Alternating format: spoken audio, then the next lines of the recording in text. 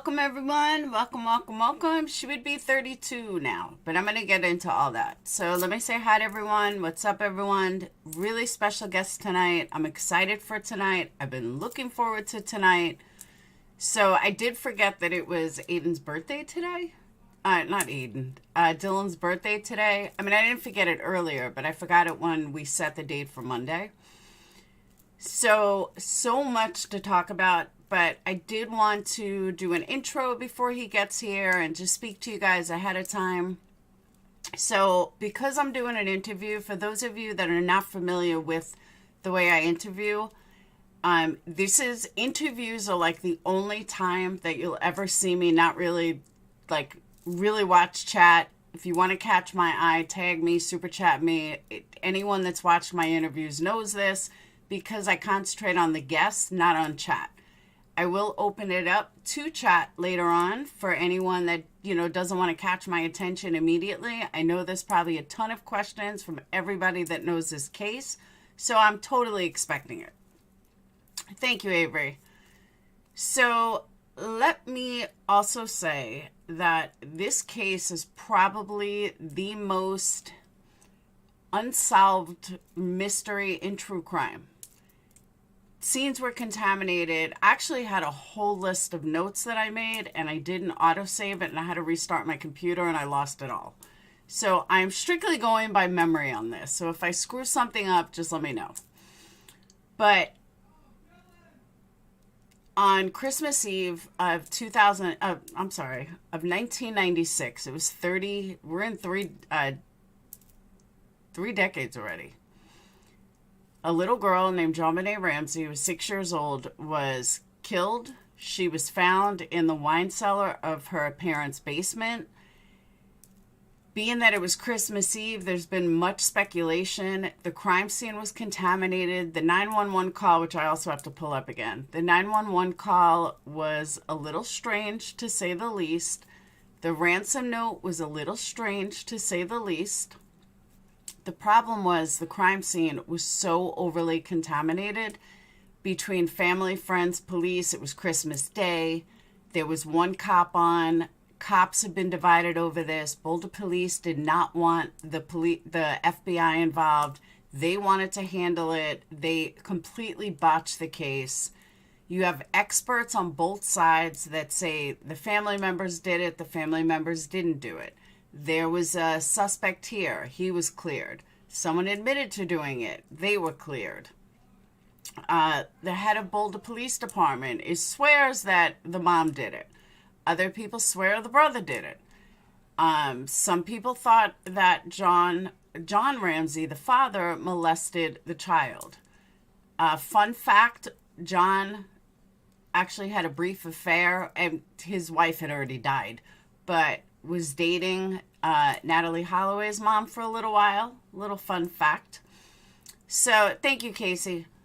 So, there were so many strange circumstances that surrounded this case. Cops have retired due to this case. In 2010, either 2010 or 2013, I don't remember exactly. Patsy Ramsey died of cancer. And it was really sad because they announced that she was cleared right after her death. So in the end, she died thinking that she was a suspect. She did multiple interviews. Oh, I forgot. A big part of this, that JonBenet Ramsey was a beauty queen. Oh, I forgot my image slideshow. She was a beauty queen, a little 6-year-old beauty queen. She was adorable. She was beautiful. A lot of people think the mom did it out of frustration. She peed in her bed, something. I personally have never believed that the family did it. I never believed that the brother was involved. I never believed that the parents were involved. I have my own theory about the note, and that's what I'm interested in talking to Jason about, among a million other questions. But the note was always very suspicious to me. It was written on paper that was found in the home. It was written on Patsy's paper. The father found the body, knew exactly where to go. When the police had already searched, didn't find it. Did he know? Is that why, he went to a specific area? He went right to the wine cellar and boom, there she was. At least that's how the news reported it. I don't really know for sure if that's how it went down, but that's how the media always portrayed it. There were footsteps, there were dust. A&E did a wonderful special on it, showing both sides and why they're convinced it was the family. And then you have Lou Spitz, who always believed it was an intruder. I also always believed it was an intruder. But because the crime scene was so contaminated and Boulder police screwed it up so bad, they'll never get an answer. Recently, they're saying that there is with new DNA testing, they'll be able to find out who actually did it. I have my own theories. So, with that, I know everyone says it was a strange interview. I just think that he was maybe Asperger's or something, but they have definitely kept him. Oh, I meant to send you a link. They have definitely kept him out of the media for a reason.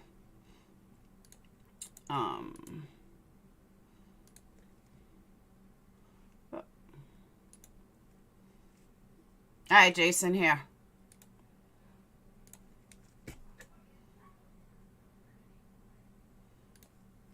So they've kept it out of the media for a reason.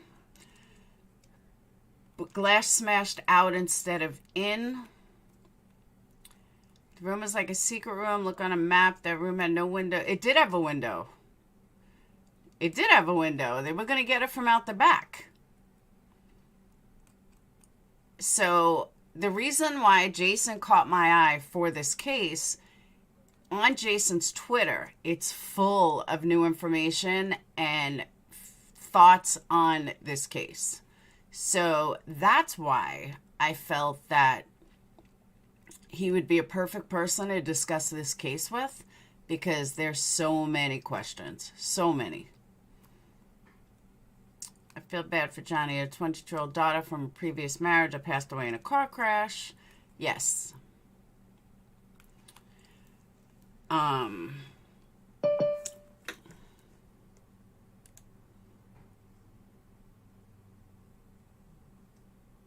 What happened? Oh, there you go. Hey. Can you hear me? I sure can. I hope you can hear me. I can hear you. You're echoing, though. Yes. Good? I just had to turn off the YouTube link. Okay. How are you tonight? I'm great. How about you? I'm doing fantastic. So now I'm not just an avatar. I told you I'd be on camera. The other night was just a little off. But yes. So I have so many questions. Give yourself an introduction just so for new people and people that don't know who you are. Sure. My name is Jason Jensen. I'm a private investigator licensed in Utah. I'm a cold case expert. I'm a co-founder of the Cold Case Coalition that we founded 5 years ago. So it's our 5th anniversary, and welcome everyone. August 1st is the first day of Cold Case Month. Right on. So this is perfect timing, Laura. I mean, to talk about probably one of the most famous cold cases on Cold Case Month, the first day. It was kind of poetic in a way. There you go. See, I did my research. I did good. So let's start at the beginning.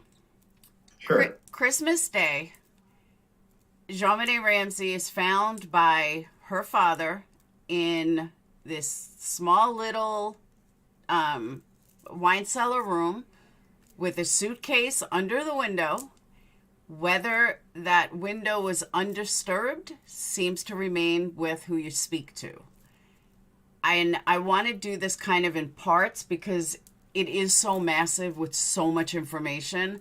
So let's start there. I have always believed Lou Spitz theory that there was an intruder. The police just botched it that bad.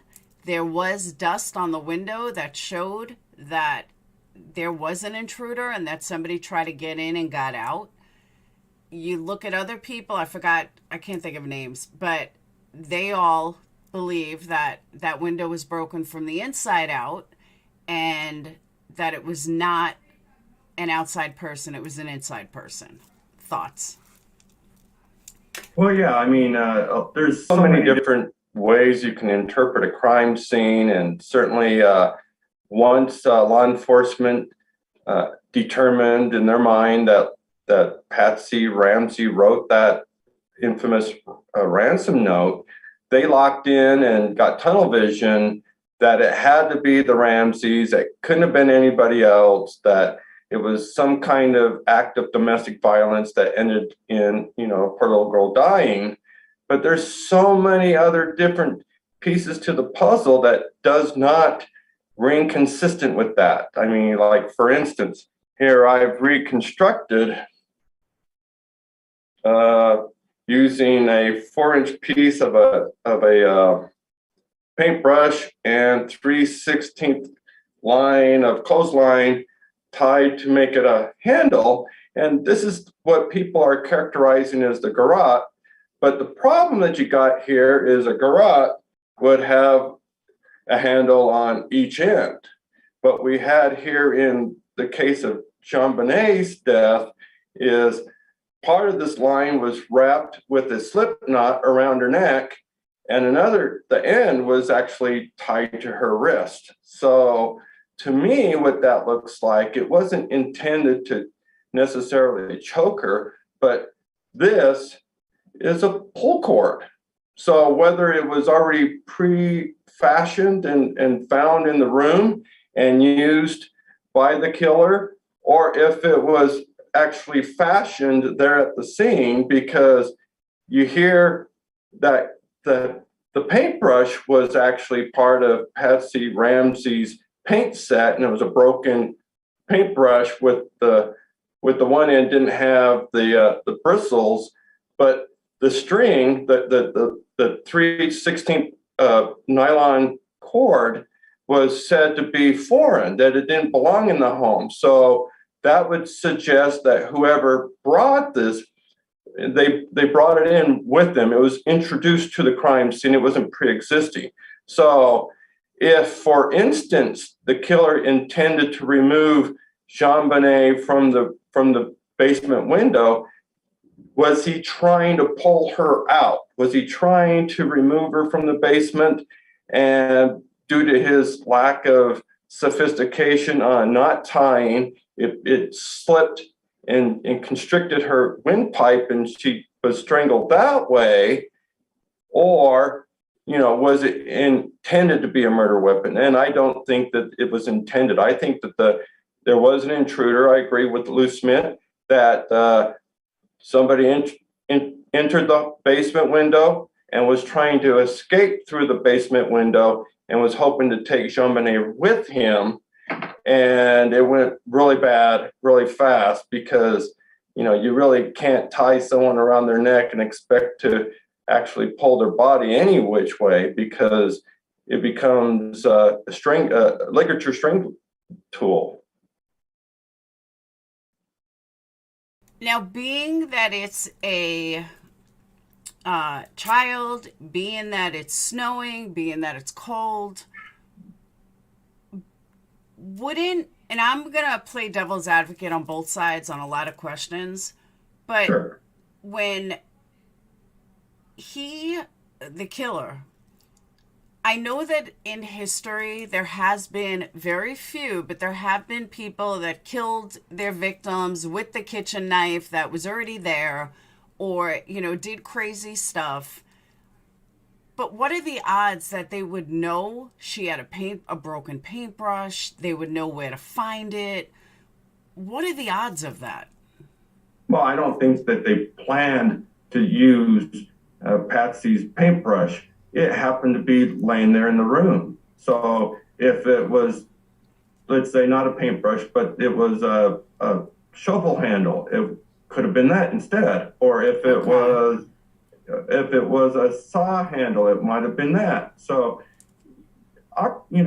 criminals are opportunists. They'll take whatever's handy around them and use it to break in, to haul something off, if they find a car with keys in it, it's now the getaway car. I mean, they are going to be opportunistic. And then to explain, for instance, the glass being seen outside the window, well, that's what you're going to do if there's shards of glass that's actually still there from the previously broken window, which John Ramsey clearly identified that he broke it when he needed to get into the home because he was locked out once and hadn't repaired it. So if you're trying to either go into the window and you're seeing these pieces of glass and still in the pane, maybe you'll remove it. Or when you're trying to, pull a body through the window, you might remove the shards of glass. So you're not necessarily going to throw them inward. You're going to put them near your side. And if you're outside the window, you're going to remove those shards closer to you instead of throwing them in because you're planning to either land inside or that's where the body's lying. So I don't see any real conflict that with the glass being outside the window. That seems to be pretty expected for someone using that as an escape route. Okay. And what about, speaking of the window, what about the dust that Lou Smith said was moved and then other people said it was untouched?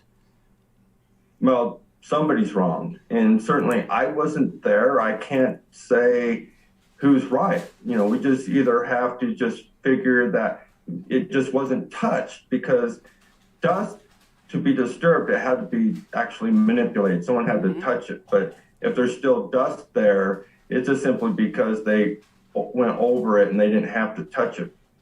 Okay.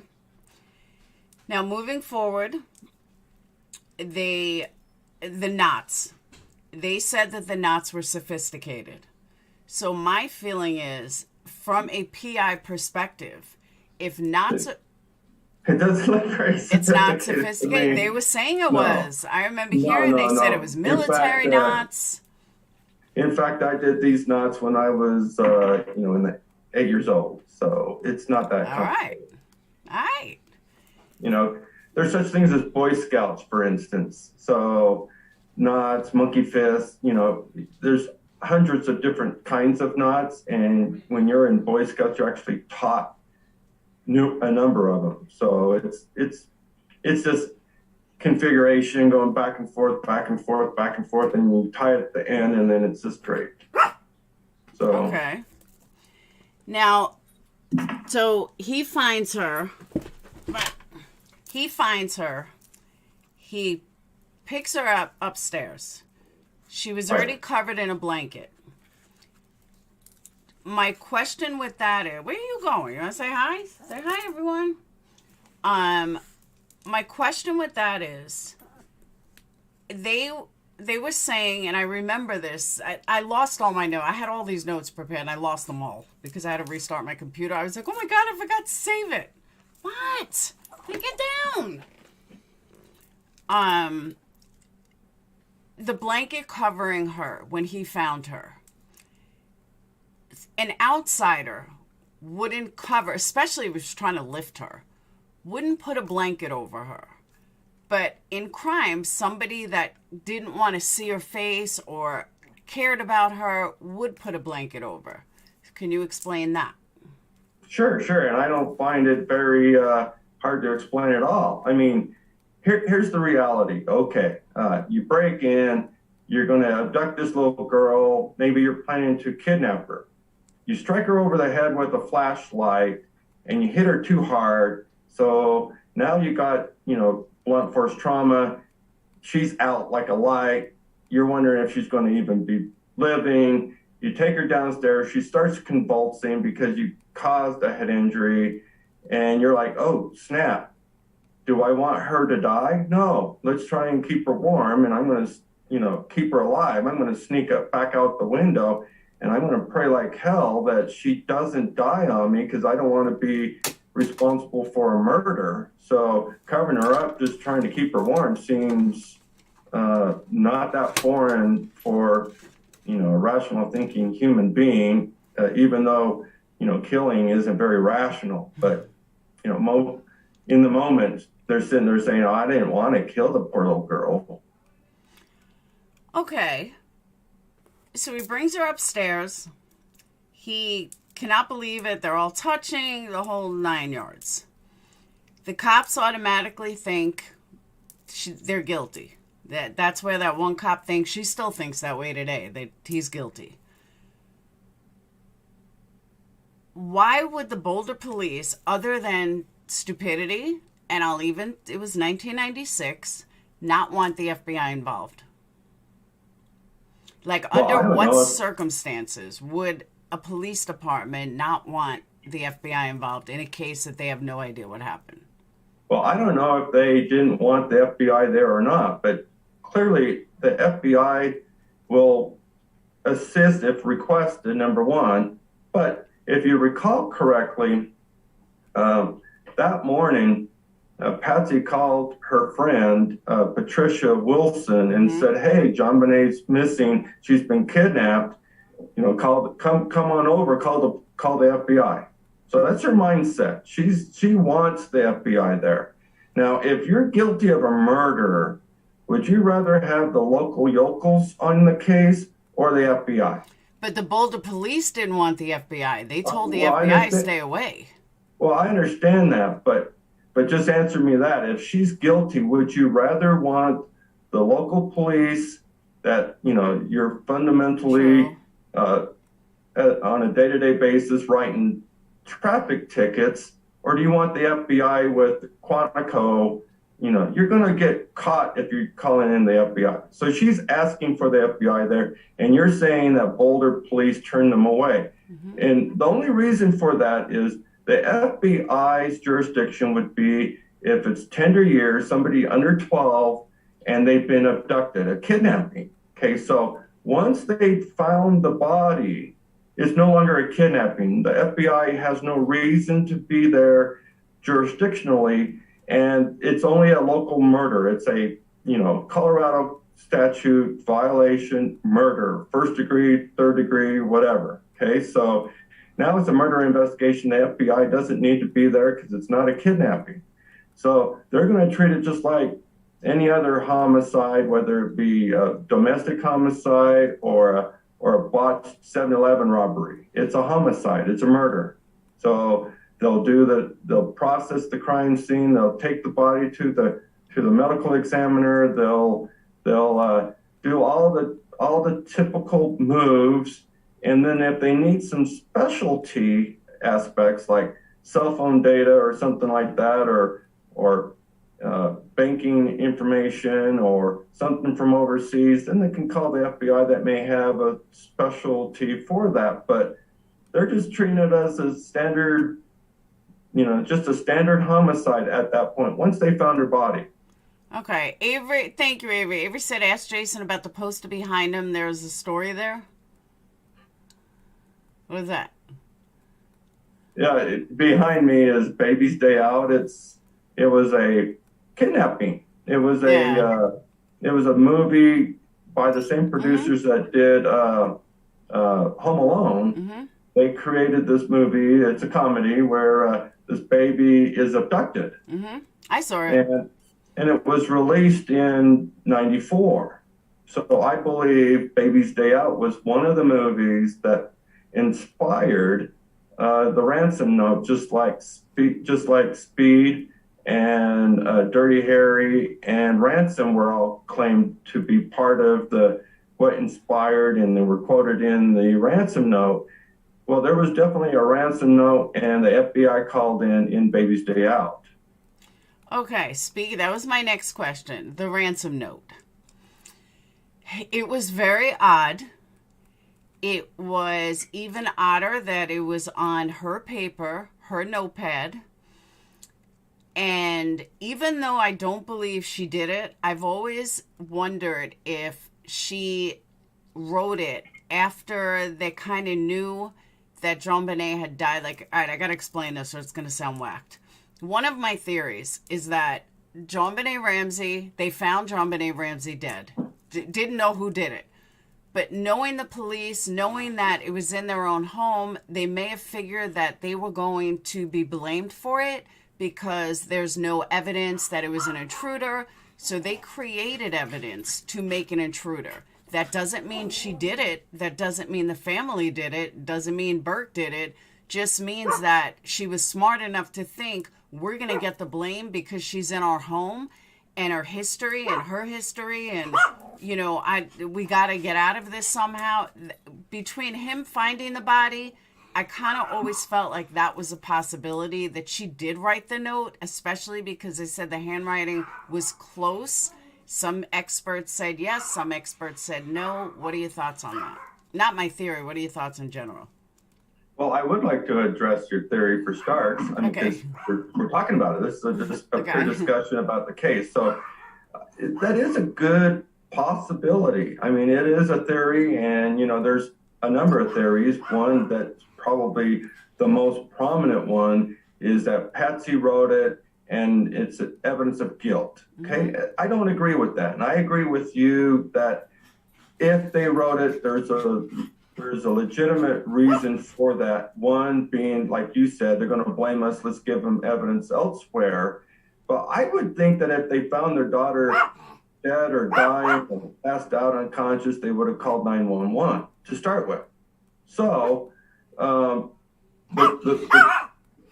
the same line that you just theorized, I agree with that with one little departure, that I don't think it was necessarily, if she wrote it, it's not to deflect responsibility, but actually to give authority for the FBI to be called. And I believe that's her mindset, because their phone call to Patricia was, call the FBI, there's a ransom note, Baby's Day Out, Ransom, all these movies of the time period where, hey, if there's a ransom note, this is FBI, authority here. Okay. So I think it was, oh crap, they're going to treat this like a missing person unless, of course, we get the FBI involved.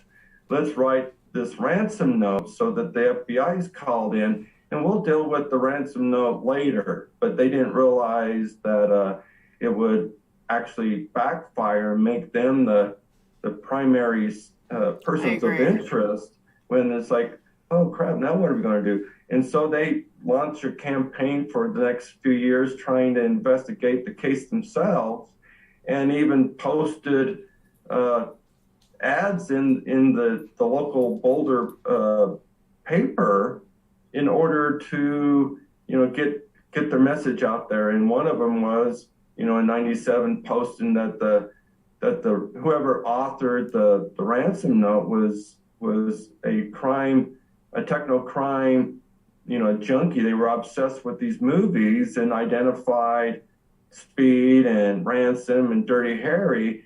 And gosh, that just actually made matters worse for themselves, because it's like, if they're predicting that the author was obsessed with these movies, but they're saying, you're the author and you're talking about it in this article. So it even made it worse for them, because it's saying that they can read the mind of the author. It's like, well, who told them these nuances about the ransom note having quotes out of these different movies? Is this something that they came up themselves, or is this some expert told them? Or so it wasn't a qualified statement, but because they just simply said that the author of the ransom note was obsessed with these movies, it just kind of exposed them even more that, well, you would know because you're the author. So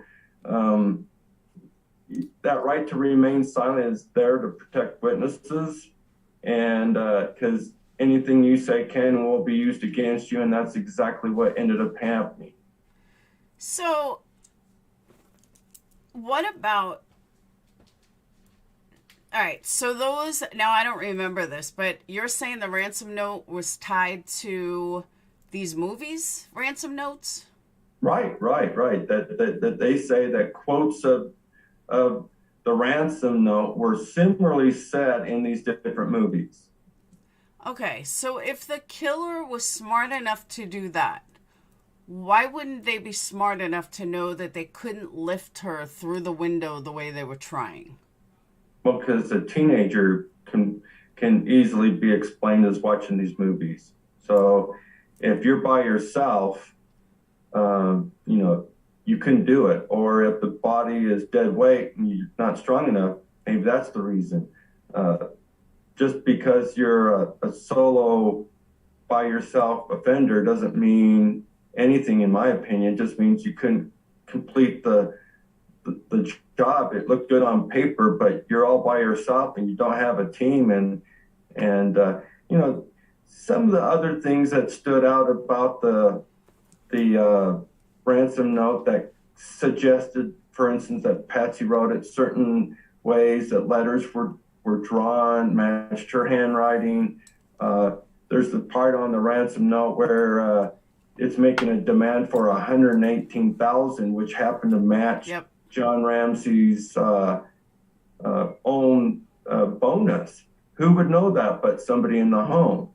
And then also when Patsy was asked to write a writing sample, quoting everything out of the ransom note, she, rather than writing 118,000 like anyone would, she wrote out longhand, like she's writing out a check.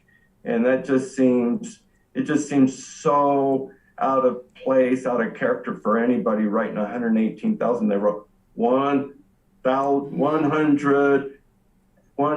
18,000, and it just doesn't look good for a handwriting expert that's sitting there saying you're not even using, you know, a typical writing style. You're avoiding it, like you're deliberately trying not to match the handwriting. So all that kind of stuff just built a case against them as if it was evidence of guilt, which again, I think that if she wrote it, and I say if she wrote it, was, in my belief, of trying to get the FBI jurisdiction invoked.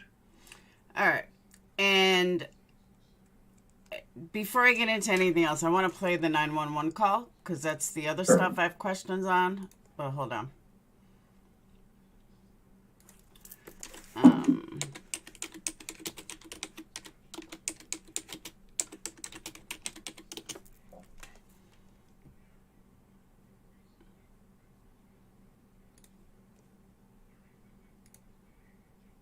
This is, hold on.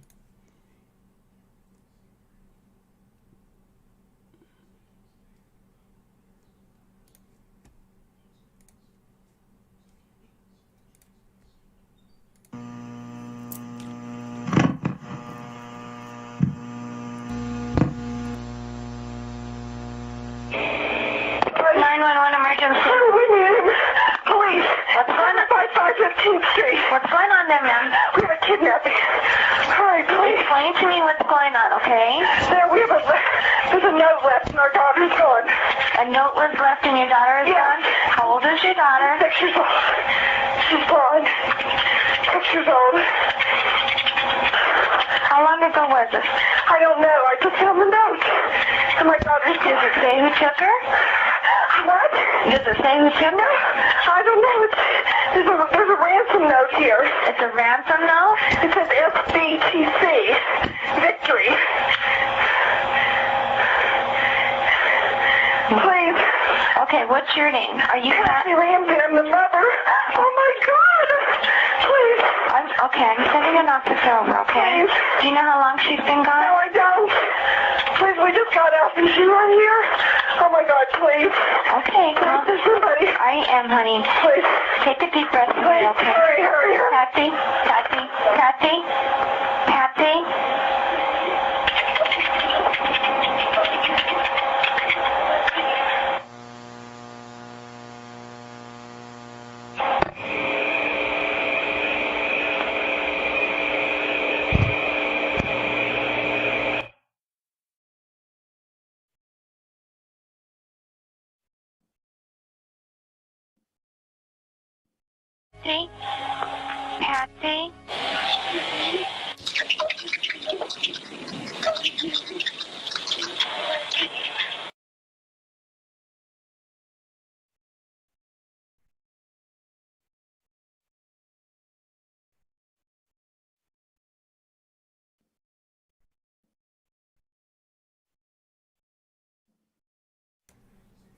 All right.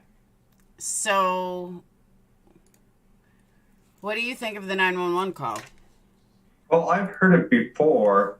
Unfortunately, the one that you just played there was kind of garbled on my end. I couldn't really make out much, but as far as the 911 call goes, my recollection of it, it seemed pretty characteristic of a mother, really just learning that their daughter was missing and wanting to get the police to respond. And I didn't really see or hear anything, see meaning that the transcript I read. And once I found the audio, I didn't see anything so wrong with it. Now I understand that subsequently there was some enhancement done that they believe that they heard Burke in the background, which is inconsistent to what they had said to police that he was asleep. I don't hear Burke in the background, but maybe I don't have the best hearing, but even if they were wrong, doesn't make them guilty. It's a hectic scene. It's a lot of stress. It's not uncommon for somebody to not realize that they got a detail incorrect. Certainly we're not all walking recorders where we can replay with perfect memory. So if they said that Burke was asleep and he actually wasn't, but then maybe he went back to bed and they remembered waking him up, so what? It doesn't make you guilty of any crime if you got a detail that's not substantive, inaccurate. See, and I agree with that just because Burke was awake or just because Burke was there, if that was correct, where he just said, what'd you find? Doesn't make him guilty. It doesn't make him a murderer. It makes, why is mom hysterical crying from a 7-year-old kid? What's wrong? A lot of people throughout the world believe that Burke did it. They are convinced that it was Burke, only Burke, and nobody else did it. What are your thoughts on that, or how have you been able to disprove that? I caution anybody that dares say that Burke did it, because CBS News said that he did, and they got sued for defamation for $30 million, I believe. So yep. If anyone's crazy enough to follow their steps, get your checkbook handy, because defamation is defamation, whether you're a big conglomerate corporate media source or if you're Joe Blow in your kitchen, it's still defamation. And they have no evidence that Burke did it. And that interview where he was all smiles, sometimes people have little facial tics when they're nervous. And I've seen some pretty weird facial expressions when they're first time in front of a big camera crew. You don't have a chance to correct yourself unless you see it and you're like, oh, can we do a redo? Can we do a retake? Because I look like an idiot. So whether he meant to be smiles or if he was just purposely placing on a fake smile to look his best, because you don't have a monitor where you can sit there and adjust yourself. It's like, oh, I look like it. I don't look well, but he's sitting there. Yeah, it's me. You don't know what you look like until you watch it later. And if he's sitting there going, oh, Lord Jesus, I screwed that one up, the rest of the world's sitting there going, oh my gosh, he looks like he's, duping smiles. It doesn't matter if he was smiles or not. You're not a facial behavioral expert. You don't know what's in his head. And why would anybody that's guilty of something expose themselves to that knowing that it's going to backfire unless they're innocent? And the thing that's beautiful about Burke at his age is he's under 14. He can't be held responsible for any murder. He's not going to prison. He's not going to juvie hall. If by chance, and the theories out there have been my sister was eating my pineapple, so I hit her in the head with a flashlight. I'm jealous of her stardom and her success in her pageantry. No. If he actually injured his sister, it would have been obvious right there. There'd been a blood pattern. they're likely in the kitchen. If he thought to drag his sister down in the basement to conceal the fact and cover her with a blanket, and they knew it was Burke, and there was a conversation down the road, even 10 years later, Mom, Dad, I got something to confess. The therapist is making me, tell you.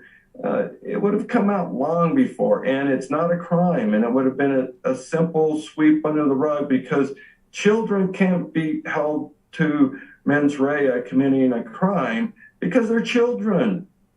I'm covering a case of a 14-year-old who annihilated his entire family. 3 kids, mom, dad. 14. Magic number, 14. He's being tried as an adult. Yeah, that's 14. 9-year-olds, still child. And we're not talking adolescent. We're talking, or a teenager. We're talking a child, a 9-year-old. 9-year-olds are not guilty of murder. It's an accidental death. If he struck her, it was an accident. Then that's all it would be construed. You're not a murderer in a car wreck. You're not a murderer on a slip and fall. You're not a murderer if your sister stole your favorite action figure and you hit her. It's just an accident. How life rolls. Now, before I get into who I believe is my number one suspect and always has been, on Burke for a second. I don't know, I'm sure you've seen it, but there was an interview video floating around a long time ago that Burke was speaking with a psychiatrist, and he was weird. Like, I think it was that day or right after. It was a very weird, like, he wouldn't look at her. He was all over the place. He was bouncing all over the place. He was hiding. It was very strange. Do you know what video I'm talking about? No. Yeah, I don't know where it is, but there was a video that he was he was talking with a psychiatrist or something, and he was acting very weird. He didn't want to be there. He was hiding from her. He was all bunched up in a ball, asking, like, is anyone in trouble, or who did this? He didn't admit guilt or anything like that. It was just very weird. And I could see why other people could look at it and say, maybe he's guilty, or he kind of looks a little guilty there. So I could see why it got there, or why people believe it. I've been doing investigations for 28 years, and oftentimes it's involving child custody cases where there may be juvenile interviews with the Children's Justice Center or something like that. And sometimes kids just don't want to be there, and they're heavily distracted. They're annoyed. They're trying to close off. They're doing all sorts of weird stuff, and just a snapshot in time does not really explain how they may behave normally through those sessions. Just one session does not necessarily make it so. Now, Lex Luthor, I'm going to address this comment because I've spoke about it before. When I was 13 or 14, Lex had said he was asked to draw a picture of his family, and he didn't draw a JonBenet. Me and my brother were pretty close, and he was really good at math, and I had a math disability. But back in the early 80s, nobody knew what a math disability was. They just kind of named you as you're not trying hard enough. And I went to see a psychiatrist or a psychologist. My parents were trying to find out what was wrong, why I can't grasp math. Thank you, B Botanical, why I couldn't grasp math. And it turns out that I didn't know about a math disability till years later, but they had asked me to draw a picture of my family, and I did, and I left my brother out. I didn't leave my brother out because I didn't like him. I left him out because I thought it was stupid, and it had nothing to do with math, and I wanted to get it done as soon as possible. And that's why I left my brother out. So, and they even told my parents that, I think that she has animosity towards her brother and blah, blah. My parents like, her and her brother are close. She has animosity towards her brother. She left him out. This could be a much bigger issue, blah, blah, blah. My parents like, okay, we'll go see a different psychologist. I'm still close with my brother. So did I have a little animosity towards him? Yeah, a little. But I wouldn't have killed him. I wouldn't have thought. So when I heard that about JonBenet Ramsey, I always thought of that I didn't draw my brother and it was perfectly fine. Like, it didn't mean I did anything wrong. Right, and it also is an example where psychologists can get it wrong. Mm-hmm. That's exactly right. B Botanical says, I agree. They've not developed emotional control or understanding. That's the parents' job to teach them. Bad parenting is an epidemic these days. Yeah, but this was back in the 90s. This was late 90s. Love that good old, yeah, she's not applying herself. She's doing this. They had all sorts. I found out when I was in my 30s what a math disability was. I was like, yes, now it makes sense. Another Now thing. you're a master of a calculator. Yeah, exactly. And kids can now use calculators. So, my other question, now, I have always had a theory of who killed him. I have always believed that it was the kid that killed himself. So when you said teenager before, it kind of went in with what I was thinking, because I don't think this kid was much older than a teenager. I think it was in his early 20s. I don't remember his name, but he'd committed suicide, and they found a pair of boots that possibly could have matched the footprint that was found, or the half a footprint that was found, and he died, and the case has never been solved. He has always been my number one suspect. Do you know who I'm speaking of? Yeah, not personally, no, but I have heard of someone fitting that description. I just don't remember a name. Yeah, he was the one that committed suicide when the investigation started. I don't remember if he worked for the family, but he definitely knew the family. He knew the kids, and he was young, though. He wasn't older. He was definitely young, and it just really, the car yard guy. Is that what it was? The car yard guy? I can't remember his name, but Helgoth. Thank you. It was Helgoth. He was a neighbor, and they found his boots, and he ended up committing suicide for no apparent reason. There was no reason that he killed himself. He wasn't under extreme stress, nothing. And I really believe Michael Landon Helgoth, 26. I knew he was in his 20s.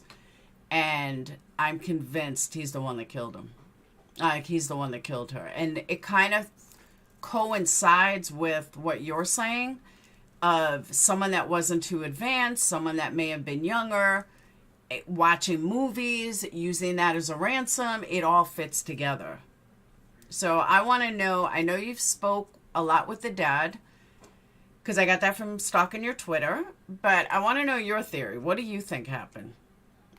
Well, I believe they haven't identified her killer yet. And the reason for that is they have DNA. Okay, they have crime scene DNA collected from her body, and all these names would likely be collected, and DNA would have been a match by now if any one of them was her killer. So now the recent campaign, the approach by the family is to encourage Boulder or the governor to remove the case to somebody else, so that CC Moore and Parabon Nanolabs could do some DNA analysis and genetic genealogy in order to find her killer or a relative of the killer, so that they can narrow it down. And some of the news coverage has had CC Moore suggesting that this could be resolved in just a matter of a few hours. So if there was a match, that's an easy process of taking the crime scene DNA and match it to this person of interest, and there's an exact match. When there's not a match, then they go on to the next and the next and the next. So I believe they haven't actually identified her killer yet. And that's kind of where I come in our techniques. I mentioned at the beginning of your show that I'm a co-founder of the Cold Case Coalition, formerly Utah Cold Case Coalition. We went national this year, but the Cold Case Coalition, one of the advantages of cold case investigating is we got the benefit of hindsight. We know that the killer is at large. He never got apprehended in any cold case. So you look for a suspect, you look for a pattern of behavior that may reveal, that this was a killer that was free to commit other crimes, sometimes even the exact kind of crime that would be an exact giveaway. But one of the things we know from genetic genealogy and examples of where DNA actually proved somebody was guilty is oftentimes we find that the DNA reveals that the killer was a neighbor. Some key ones that come to mind are like Angie Dodge, who was murdered in '97 in Idaho Falls. It was a neighbor, but for 20 years, they actually implicated somebody that was innocent. And then some of the other names are just kind of like, just so your audience can look at some of these and know that there's actually a strategy. There's actually a methodology to this. Is Kirsten Hatfield in Oklahoma in '97, Joy Hibbs, Croydon in 1991, Diane Dawn in San Diego in 1988, just to name a few. And so when genetic genealogy reveals that oftentimes it's a neighbor, gosh, we can short circuit that whole process if we just start looking at your neighbors. And oftentimes it is a neighbor, because check this out, in JonBenet's case, there's an alleyway between their street on 15th Street and 14th Street to the west. And in that alleyway, it's not that hard to access the backyard and go through the basement window. That's just kind of sensible there, that you would want to check all those neighbors in that surrounding, especially in the street behind, because if you're targeting a person, whether it's JonBenet or your victim of some other, Smallville, that what drew you there is the fact that you could see, in the case of a small person like a child, you're walking back there, you see them playing, and it feeds into your pedophilia that one day I'm going to go snatch that girl. That's the whole, intruder theory mindset, is that he was familiar with her enough that that's the house that when I'm going to go abduct somebody, that's who I'm going to abduct. And they sneak in the yard, they see a entryway. Oh, good, it's a broken window. They sneak in, make their way up. It's right after Christmas, so you're expecting everyone's asleep. The Ramsey's home's a large home, 3 stories away. The parents are sleeping. He comes up the stairs, finds JonBenet sitting there at the bar counter with his back to him. It's a perfect opportunity to strike her in the head and off to the races. But but Burke was there. But Burke was there. What? Burke was there. Allegedly, thank you, Tanya, they were allegedly eating pineapple together. Well, obviously, somebody left the room. Or Burke would have been an eyewitness. Now, the other feeling the other stuff, and I think Lou Smits is the one that came up with this. I think the DNA in the underwear that they said was unmatched to anybody. And then it was decided that they believe that it came from the people who made the underwear, like the people that packaged the underwear. They believe that it came from her. And I, at the time that I heard that, it made perfect sense. But as I got older and as I studied the case more, I kind of felt like if that was the case, that would be every single, that would be on every crime victim's underwear. And they've never had that problem before. So why all of a sudden would they have that problem now? Oh, exactly, because what you're describing is Inspector 31, and is that little sticker that was in your pants, or in your package of underwear. Quality control. Every time that you see someone in those facilities, they got gloves on and lab coats or whatever. You're not sitting there picking your nose, brushing your hair over the merchandise. So I agree with you that if it happened once, it's happening all the time. Mm-hmm. So I just don't see that as a plausible explanation. And if it were true, they would have identified the individual, or, through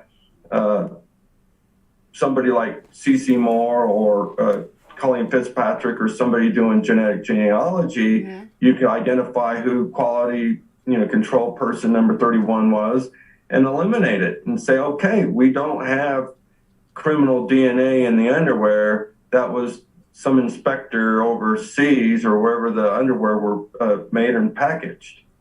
So until that actually happens, it's just, pie in the sky theory of an officer trying to explain away the DNA as being a non-issue, which, all DNA is an issue until it's formally excluded. Okay. Who do you think killed her? If I was actually hired on the case and we were actually investigating it, I would look at all the neighbors. In fact, I would be looking at teenagers in the neighborhood, because this is highly likely a teenager on child crime, because all the signs point to me that it was a teenager because of the age of the victim, the lack of sophistication of the criminal, and the failure to actually complete the abduction. See, but you're saying lack of intelligence, lack of skill. But he's managed to go 32 years without getting caught. So he has to have some sort of, or her, has to have some sort of intelligence to go that long.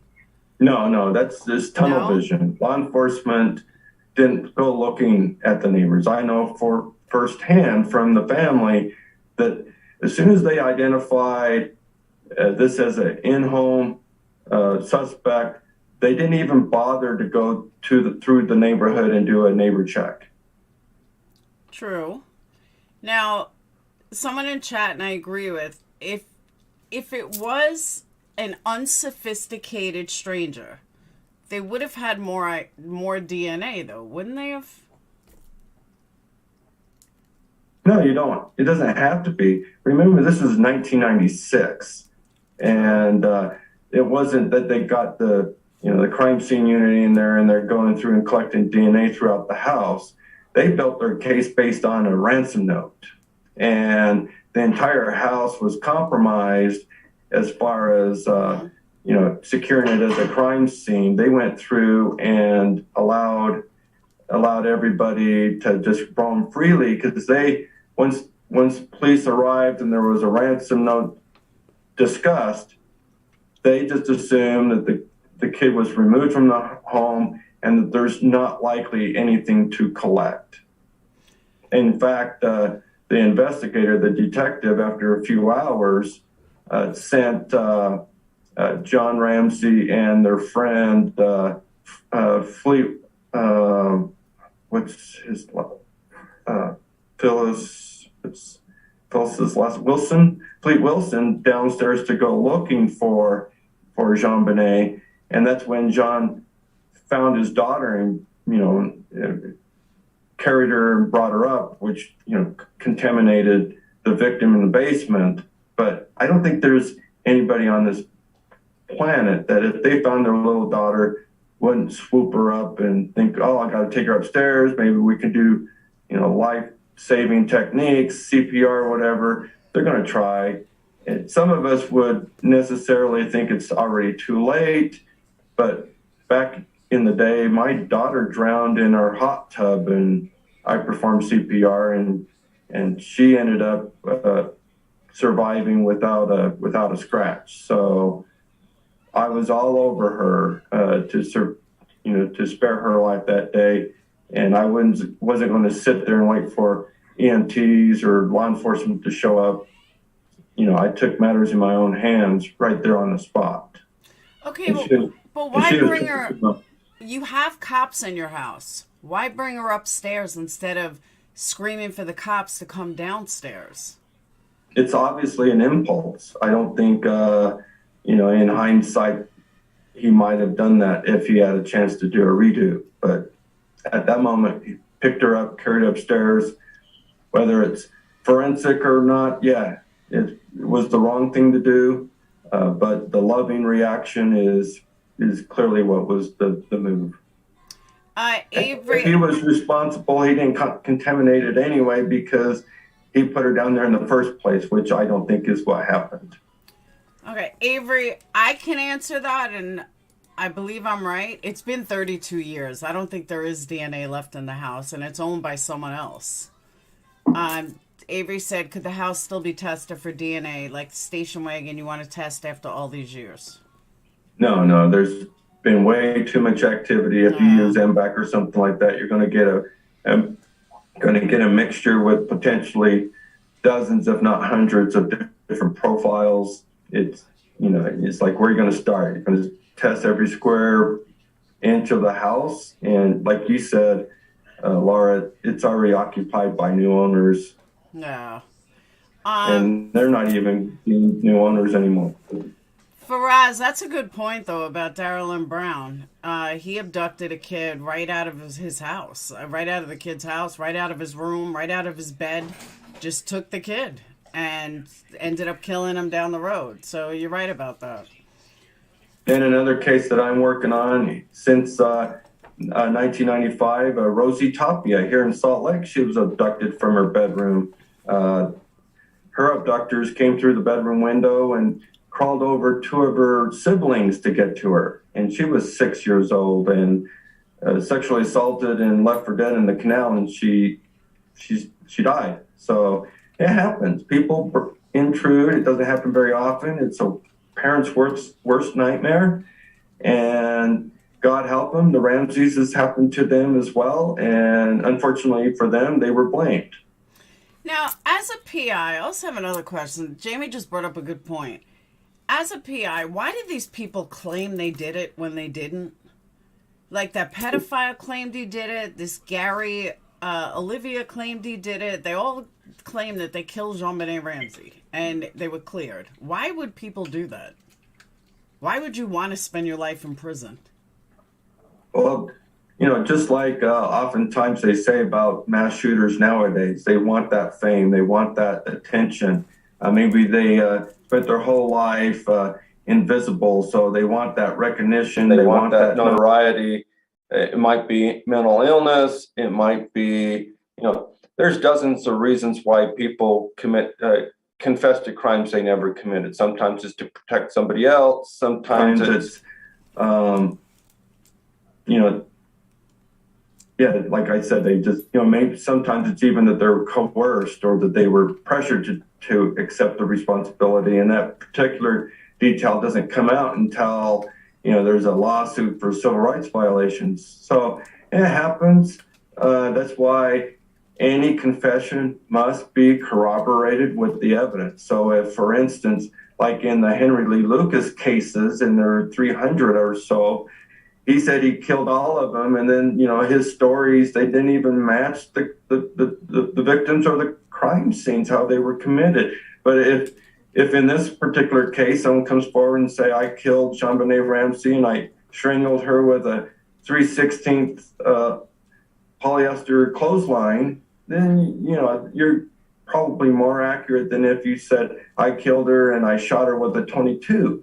So you're going to know right away that, well, no, she wasn't shot, so we know that guy's making it up. I gotcha. And I apologize, you're right. It's been 25 years, not 32, but JonBenet would have been 32. That's why I said 32 years. So I apologize for that. But yeah, she would have been 32 years this year. So that's why 32 stuck in my head. But it's been 25 years. Either way, 25 years is still too much time for DNA to be found.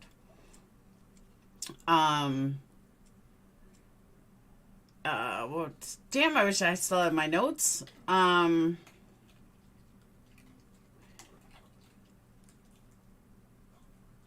What does the family think? What does Burke think? Like getting accused and everything.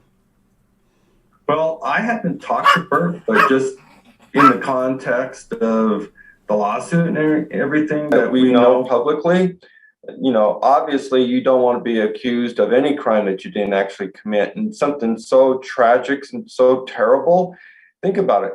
your 9 years old and your 6-year-old sister that you were close to is murdered and your parents are blamed. I'm sure he ended up living the rest of his childhood in a very sheltered, reclusive environment that probably caused some long-term, socialization issues, which seemed to manifest in the interviews, but people construed that as guilt rather than just somebody that, hey, he's just not used to being out in the public. He's not used to the limelight. He was sheltered by the parents, right or wrong. And I think I would do the same thing. It's like, it's a media circus every time we leave the house. I don't want my son exposed to that. So, sometimes life deals you a bad hand, you make the most of it. And the whole family went through hell over this investigation. And they're still to this day having to live with it. What do you think? Empress says, how much has Mr. Jensen considered Stephen Panky? I haven't. Like I said earlier, everybody that's been identified already, we can probably safely assume DNA has been extracted and compared, and they were ruled out. So unless this guy has disappeared off the map and they didn't have any offsprings or a paternal donor, like a sibling or a parent to take DNA and compare, then, they haven't found the killer yet. Or the killer is dead. Well, even if they're dead, you can still identify from DNA. But do they have his DNA? I'm talking Helgarth. Do they have his DNA? Oh, I'm sure they collected it. Yes, I would imagine. You can get that from a hairbrush. You can get that from clothing that they wore. It really just depends. And if he was a convicted sex offender, it may already be part of CODIS. So many different ways you can obtain a DNA sample, even from people that are deceased. Okay, so your theory is, but I don't know if they ever got his DNA, but your theory is that it's somebody that they have not tested yet, that it's somebody that they don't have their DNA. Right. And once I learned that they didn't bother to do a neighborhood check, that's what really piqued my interest, that it's, likely one of the neighbors that were completely overlooked because all of their attention was on the Ramseys. Now, let's just take a moment to address the current issues where the Ramsey family is asking for Boulder PD to relinquish the case, and they're hoping that the governor will, cause that reassignment. Gosh, it just seems to be just common sense where they're coming from, because you accuse them, and then in 2008, after your wife died, the district attorney comes forward and apologizes that DNA cleared you and your family, you're free. And all this time, the police were focused on the wrong suspects. You would think that the appearance of a conflict is still there, some professional bias. If the DA cleared it, doesn't necessarily mean the police agree with that. But if that is actually the true position, you would think that the proper thing to do would be to give it to somebody that's neutral, that can have an open, objective opinion on the case and proceed that way, because you want that rapport to exist between the family and your case investigator, because you don't want there to be animosity between you, or doubt or mistrust.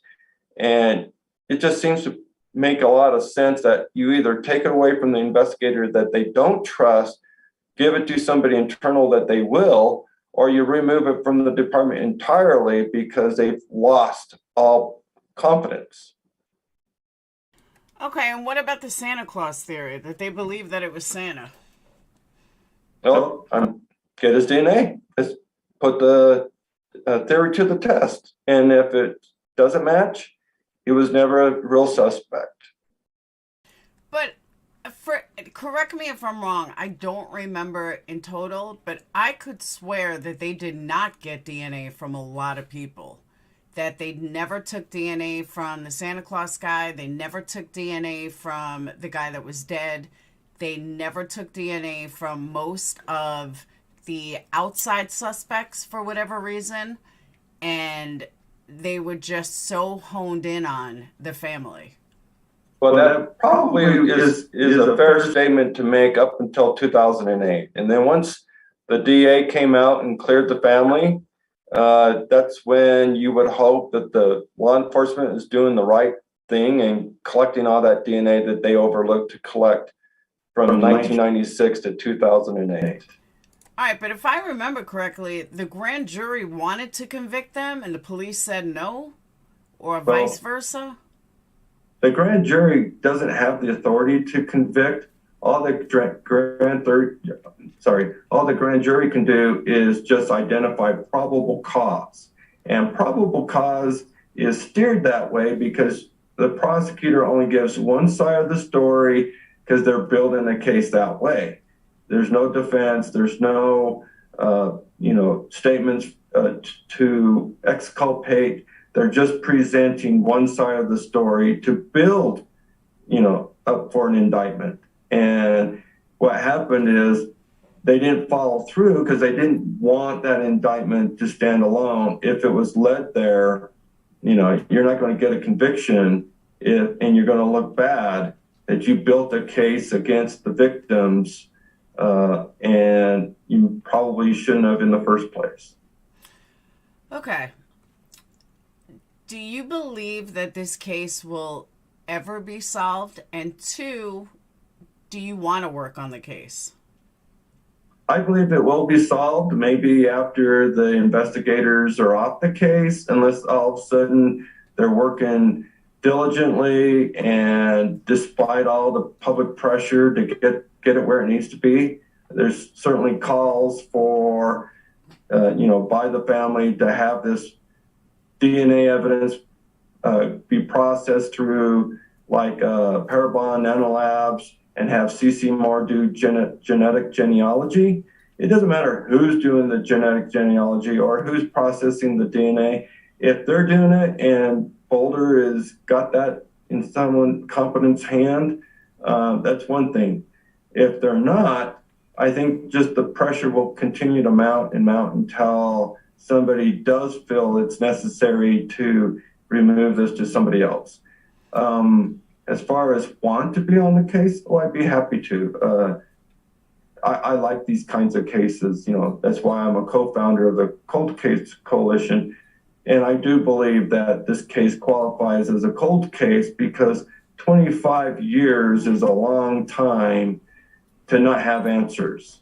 So whether they tell the public that they're active and it's a hot investigation is one thing. I think the public perceives it differently. Now, do you know, Joshua, you brought up a good point. Were there footprints outside? I remember there being footprints. Other people will tell you there were no footprints. Other things you watch will be footprints. And I was watching this, I don't know if you're familiar with a lot of YouTubers, this guy named Ken Maines. He's an ex-detective or ex-cop. He does his show quite differently than others, though. But he did a series on this, and I believe he said it was an inside job. He had a show about the Zodiac Killer on ID. But he had, if I remember correctly, he said that he believed it was an inside job, and he said there was no footprint. But I remember hearing there was a footprint outside, and that's what made me connect the boots to the guy that killed himself. Well, I personally think that if there was snow on the ground, if there was a likelihood that prints would be there, that it would have been a deterrent to commit the crime. So whether there was snow on the ground, it doesn't matter to me. Whether there's footprints, it doesn't matter. Boulder, Colorado in December, the ground's going to be frozen. So you're not going to get footprints in mud or dirt or anything like that because it's frozen. So the only thing that there could have been is if there was fresh fallen snow from that night. But, by the time people show up, if there was snow, maybe it melted already. I don't know. See, I thought of that too. When a lot of people were saying about there's no footprints, but wasn't it snowing? So I know growing up in New York, there are times that you'll have footprints and then it snows a little more and there go your footprints.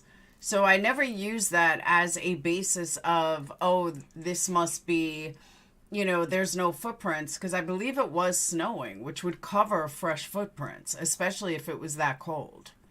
Right. And when it comes to footprints and acting as a deterrent, I feel like I can qualify as an expert on that. As a private investigator, I put GPS trackers on vehicles all the time for, people that we're spying on.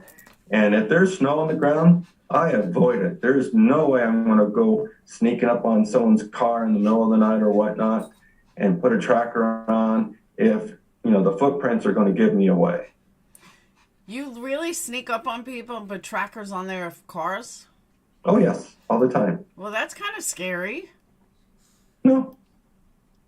Ew, I don't want... How do you know if someone puts a tracker on your car?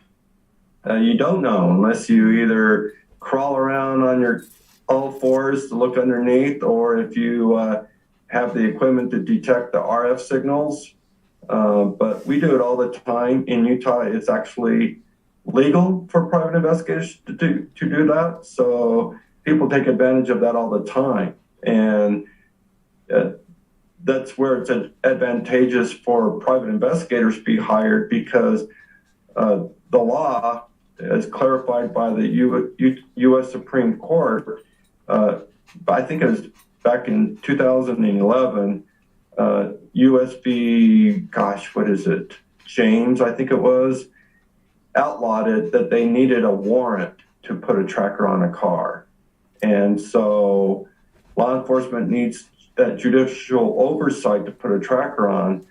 Private investigators don't have to adhere to constitutional provisions, because constitutional provisions like the Bill of Rights is only a restriction against government. So I can put a tracker on your car. I can interview people. I don't have to give Miranda warnings. I don't have to have a warrant. I don't have to have a probable cause or reasonable belief a crime's been committed. I can just put a tracker on Joe Blow because I walk by him. I don't have to have cause.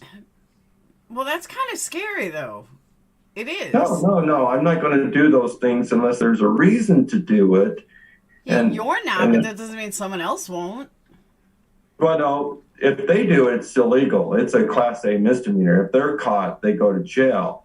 If I do it, I don't go to jail, but I'm not going to do it unless it's like my client calls me up and says, me and my ex are in a bitter custody battle. I think they're going to run off with my child. So we'll put a tracker on the car to make sure if something like that does happen, we can, intervene, have law enforcement pull them over or whatever. But there is a need under certain circumstances for tracking to occur that isn't going to qualify under law enforcement, because usually there has to be a crime committed before law enforcement can do stuff. Okay, all right, I have a couple questions. One, Athena says before, and thank you for the super chat, they will exhume for probable cause to get DNA. And then B Botanical just said, see, LOL, trackers are used by stalkers, drop in your purse. But here's my question with that. And I'm going to ask, someone had said this, and I agree.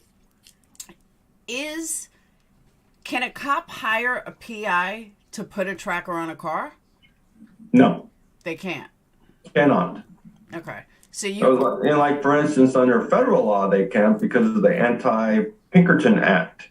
Because if anyone's familiar with Pinkerton Detective Agency, back in the 1800s, oftentimes like Wells Fargo and different places would hire private investigators or private detectives because the marshal or whatever couldn't be everywhere, and they would want their gold shipments or their money or whatever under watchful eyes. And so it got to a point that at some point government would hire private detectives to bust up strikes, protests, and things like that. And Congress came out with the Anti-Pinkerton Act to make it illegal for government and law enforcement to hire private detectives. But pretty much under state law, local authorities adhere to that same principle, that they don't hire PIs. That's so wild. And from my standpoint, private investigators don't want to work for law enforcement, because now all of a sudden we become a state actor. And at that point, we're required to adhere to those same principles because we're an agent of the government. So anything I do is independent. So I have all those privileges that law enforcement can't use. I got more tools in the toolbox. All right. Avery brings up a good point, and I have to agree with her. Why wouldn't you wear a bulletproof vest if I saw somebody trying to put something on my car, they may not be alive. So why wouldn't you wear a bulletproof vest tracking people like that? Because you've got a bulletproof vest and you're worried that you're going to get caught, that's one thing. But if you're never caught, then you don't need one. All right. There's your answer, Avery. Someone else asked a question I agree with. Why not retest the DNA that was found on her or in her underwear or something like that? How come that hasn't been retested? Well, because at some point, DNA gets destroyed. Once it's collected once, it may not be collected again because it's tangible, right? So if DNA is this pen, if I take this pen and test it, now the pen isn't here anymore for testing. It's already been consumed in the testing process. And DNA testing back in the 90s required a lot more DNA than they require now. Now you can test trace DNA. So now what becomes handy is you can analyze for touch DNA. Where back in the day, in the early 90s and stuff, DNA had to actually be the size of like your thumbprint in order to test. So as technology has improved, its capabilities have become more helpful with smaller and smaller quantities. Now they're working in the perspective of nanograms of DNA and picograms, and they can get a profile or a partial profile where before they had to have much, much more. So then my question would be, if they don't, because I do know DNA would disappear after years, and a lot of times they don't keep it, or they've used it all, or they didn't have much to begin with. Or it can degrade over time because of its storage. Exactly. So now, the elements can contaminate it as well.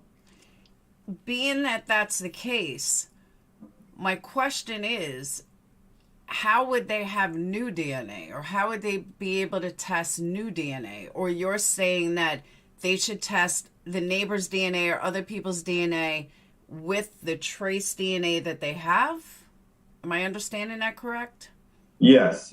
And we don't know the treatment of the articles that were tested previously. Like, for instance, it used to be that you would swab DNA, using like a tip, a Q-tip or something. So that requires you to make contact and rub the source. But now with MVAC, where they actually use a distilled water to soak into the fabric and suck it out, they can get something that's already been tested once by using a buccal swab, and now they can actually use MVAC and test it again. But at some point, there's not going to be anything left to test if they've already reached that point, because sometimes they do cuttings. So sometimes they may take a stain out of an article, cut that out, and use that to test. But now it's just a hole. There's nothing to go test or retest because that part has already been removed. Okay. So if you're convinced that it's a neighbor or a neighbor's friend? Yes, that's entirely possible. Okay. All right. Anyone else? Anyone have questions in chat? I know I've answered some. I know I've asked some, but I'm trying to think if I personally had any more questions. I think I've covered all the big stuff that I wanted to know about. Ramseys are pushing to untie Garrote to get DNA. Is that true? That's part of what we hear is obviously, the pull cord is what I prefer to call it because it's not a garrote. There's, not the other end. So what it is if you're saying that the killer tied the knot, okay, that this wasn't something that he grabbed that was sitting loose on the floor, then you'll want to test the knots because he handled this portion of the rope. So you'll soak the MVAC and suck out any kind of touch DNA that was, handled by the killer that tied this knot. Now, if on the other hand, this knot was actually, because the whole thing was pre-existing, because remember, this is a home with children. What do children do? They like to tie things to the toys with wheels and pull them through the house or through the room, or sometimes like if it was a wagon and the handle was removed, somebody like a parent might tie a rope to it instead because they still want to pull their favorite toy. That happens. So if this didn't exist, that's one thing, because then it makes sense to test the knot, because if this was created by somebody in the home, all testing is going to do, I take that back. It can still get the touch DNA from the guy that was handling it, because that's what's going to happen. You're going to have a grip. You're going to press really hard as you're trying to pull. In this case, it was JonBenet. Then you're going to have touch DNA from handling it, as long as the killer didn't have gloves on. If the killer had gloves on, you're not likely to get any DNA from the rope. All right, so now you brought up a good point. Are you telling me the rope has never been tested? I don't know what's been tested. It may have.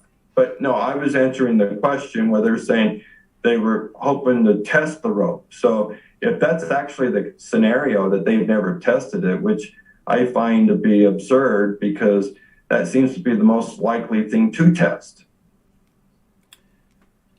Okay. But why do you think, I don't know, like I tend more to believe that they brought the rope to do something, and I keep saying they for a reason, but they brought the rope to do something and it didn't work, so that's when they made that, they grabbed the paintbrush.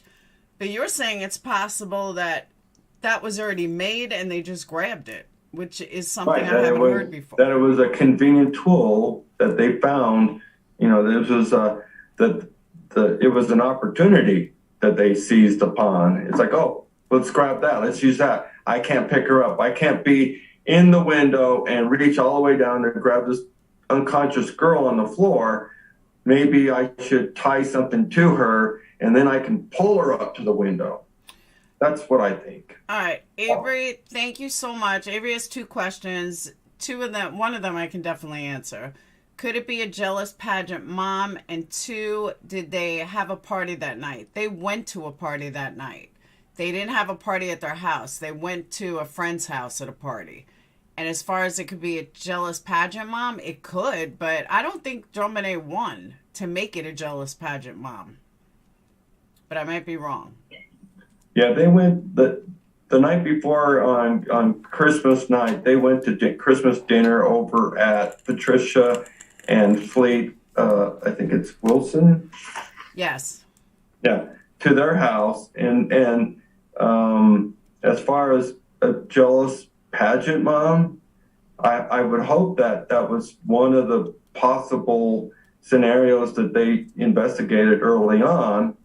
But, they were so focused on the family, maybe they never did. But, doing the victimology of this particular victim, we know that she was a pageant star. So anybody that were her competitors certainly should have been investigated as a possibility that maybe there was some jealousy that led to this. But boy, I would think that anything to drive somebody into someone else's home, they have to be pretty obsessed, and there would be plenty of writings or rantings from some jealous mom that was so willing to kill JonBenet in order for her own daughter to succeed.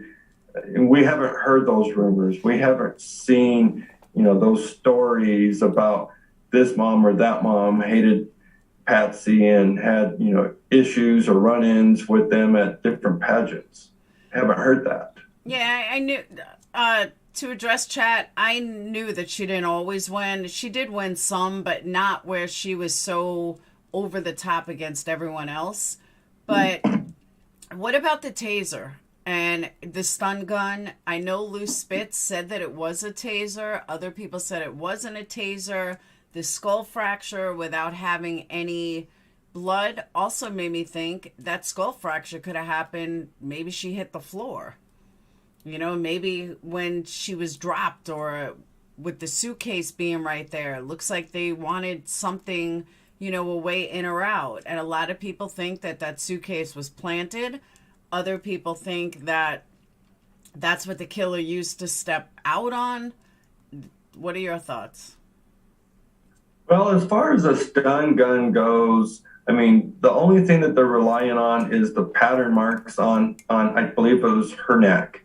Now, whether that was trial and error, if there was actually a stun gun used, I don't know to say for sure. They obviously didn't find a stun gun. I would think that any stun guns available at the market at the time, they would have went out and purchased and tried to do a match comparison, because if it was a neighbor or if it was law enforcement that used their own stun gun, it's going to be a commercial grade item anyway. If someone didn't go home and take the ever-ready bunny apart and make their own homemade stun gun. So if it was a stun gun, there should be devices out there at that time that they would have collected and compared and said, this matches the same kind of burn patterns as this device or that device. And I think they never really nailed that down. So I don't believe that them failing to match that up means that it's not because it's actually a likelihood. It was a theory that they revealed to the public, and those markings can be caused by anybody, trying, experimenting to see what else they can do to try and pick her up, or maybe she pinched her own neck trying to claw herself free. See, but it was Lou Spitz that came up with the taser theory or stun gun. It was either, and that was the other reason I didn't think it was family, because no 9-year-old is running around with a stun gun. And they kept saying, it was a stun gun. Or if you believe Lou's theories, then there's no way it was anyone in the house, because most 9-year-olds don't have access to a stun gun. This is true. And one thing that was common at that time frame was stun guns were new. They were just recently introduced into the law enforcement community.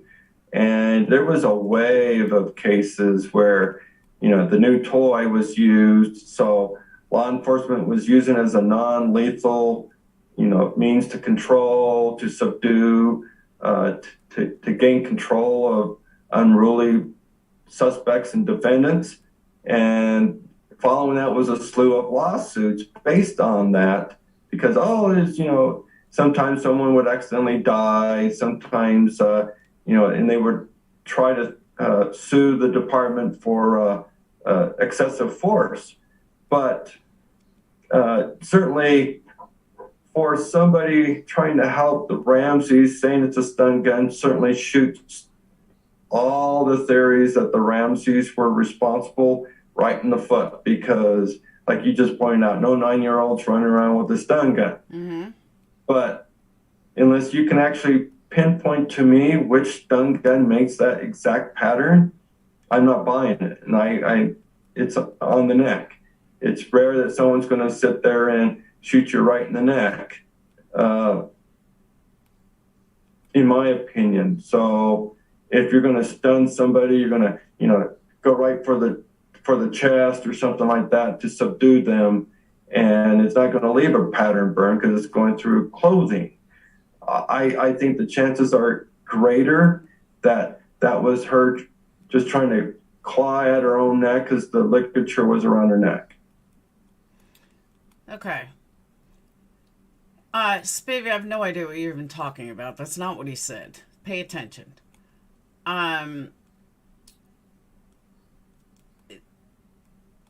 The other people was saying about the train tracks that, like on the A&E special, which is what I'm going on, the A&E special, one person, Lou Spitz, said it was a stun gun or a taser. The other people that were investigating, the ones that got sued, CBS, they said that it was part of a train track, that it was part of his train track. And they both lined up perfectly. Both sides lined it up perfectly. Do you lean towards the train track from the house that had happened? So what you're describing is like an HO gauge train set, and if it's the little pins, the connector pins that connect the tracks, the rails together, and if it was an exact lineup, that would tell me that somebody was experimenting with different objects in the vicinity, trying to figure out how they're going to remove her from the car. Going back to my theory that, okay, I tried with the train track, that didn't work, so let's try this paintbrush, for instance. Do you think that they were after ransom? Do you think that it had nothing to do with ransom? Do you think that the ransom came after the fact? It's odd because, and not you personally, but it really depends on which expert you believe, which theory you believe, because anything else falls into surround that. You know what I mean? Sure. The easiest way to answer that is, the follies of Boulder PD. They believe that the ransom note was drafted by Patsy herself, and that was evidence of guilt. And with that belief, it has led to no conviction for 25 years. So you have to sometimes back up, reassess, and come up with a different theory. Your theory is certainly plausible. Mine is in that same realm, that if she drafted it, it was for some other reason, like, for instance, to avoid being blamed, like you say, or for me to invoke the FBI jurisdiction. Aside from that, you got to get past the ransom note and focus on who committed the crime and what tells you who committed this crime. The scene downstairs with the suitcase by the window looks to be somebody put that there trying to create a stairway out to the broken window. So you're going to make your way out as easy for yourself as you can, especially if your intentions are to take this 6-year-old out the window with you. So you're going to want stairs. And if that don't work, you're going to, in my opinion, fashion a system of pulleys or a pull rope in this case to see if you can't pull her out the window. And that turned that pulley rope into a ligature. But assuming that it was an intruder, who put the blanket over her and why? If they were already out the window, they put the suitcase there so they can jump out the window. The blanket was already over her. So, and also, do you believe there was more than one person? Well, going back to the earlier I had described that if you were worried that you meant to just abduct her, but now you think you killed her or potentially are killing her, and you don't want her to die, and the window's open and it's cold, put the blanket on in hopes that she's not going to die. That's what I think is this person actually, for that moment, thought, I'm heading in the wrong direction. This is not going to be a successful abduction, and I don't want her dead because her blood's on my hands. So I think the blanket was put on her in hopes that she would survive all the poor stuff that I put her through. Okay. And that wasn't a confession. Do you think there's any chance that it was Patsy, it was John? I'll leave Burke out for a minute. Do you think there's any chance that it was them? Well, in light of the district attorney's apologies and in light of the foreign DNA, I'd say no. No chance at all. No, I mean, like, none at all. maybe. Okay. The foreign DNA is clear as a bell that it wasn't her, because there's no reason for foreign DNA to be in a 6-year-old panties. Family members are one thing because it's their household, and mom can do the laundry, or the other sibling can help fold laundry or whatever. So DNA from anywhere in the house, from any other occupant, is expected. Does not mean that it's evidence of a crime. It means that there's others that have access to that particular article or clothing. So for foreign DNA to be there, and let's say it's DNA that's linked to Ted Bundy, well, then that just means Ted Bundy's the killer. 20 years removed. But odds are, just from knowing cases, the likelihood of somebody committing a crime like that and not getting caught and not committing it again tells me they're most likely dead. And that's why I still go back to Helgon, whatever his name is, because the likelihood of someone trying to do that once, they would do it again. And there's unsolved and solved murders of children all over the country. For instance, in Tennessee, the little Wells girl. How do we know that the Wells killer, if she's dead, isn't also JonBenet's killer? We don't know. Now, there's no likelihood in my mind, but until you know, you don't know. Okay, but you have to use probable thinking. Like, I doubt. Yeah, but if you don't know who killed JonBenet, and 25 years later, they could have circled the globe 1,000 times by now. So True. Whether they left the state, left the country, come back, moved to Des Moines, packed up, moved to Wisconsin, anything's possible. That's true. Did the DNA that was found, the foreign one, did they ever determine if it was male or female? Pardon? What case? For JonBenet, the foreign, were they able to determine if it was male or female DNA, or it wasn't that advanced? It's my understanding that it's a male profile. Okay. And yeah, Patsy's no longer with us. She passed away from ovarian cancer in 2010 or 2013. I forgot which one.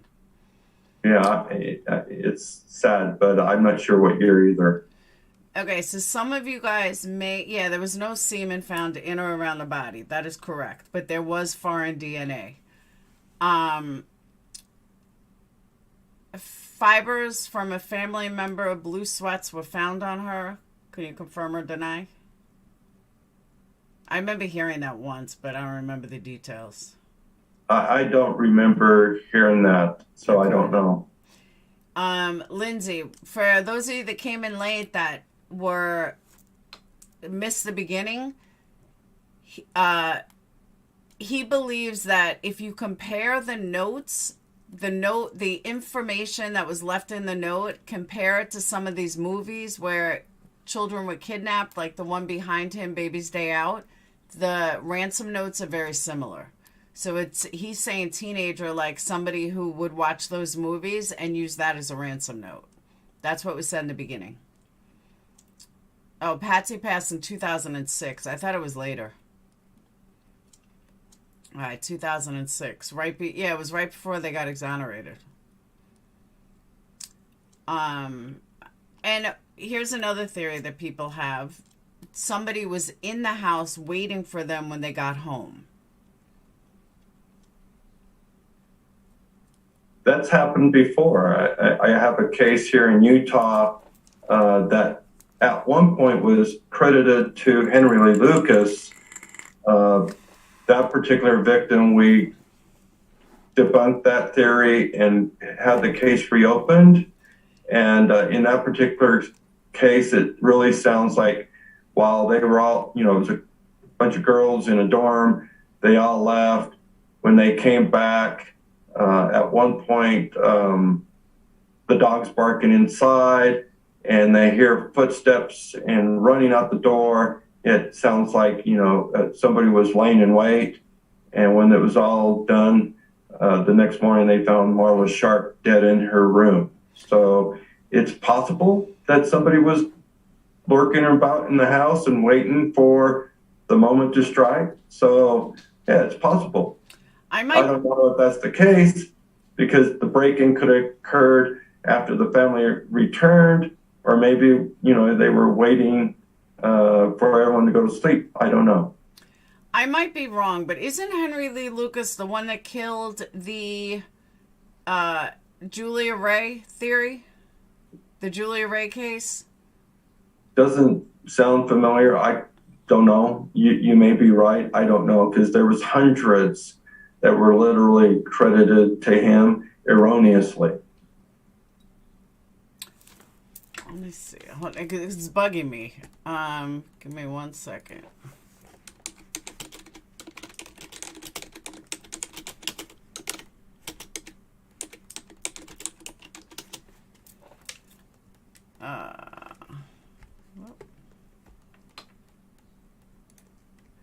Tommy Lynn Sells.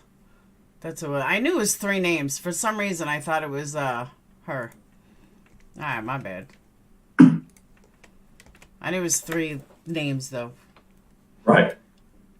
What do you think about? We talked about that before. I never liked the 911 call. I thought it sounded suspicious. He thinks differently. I never liked it.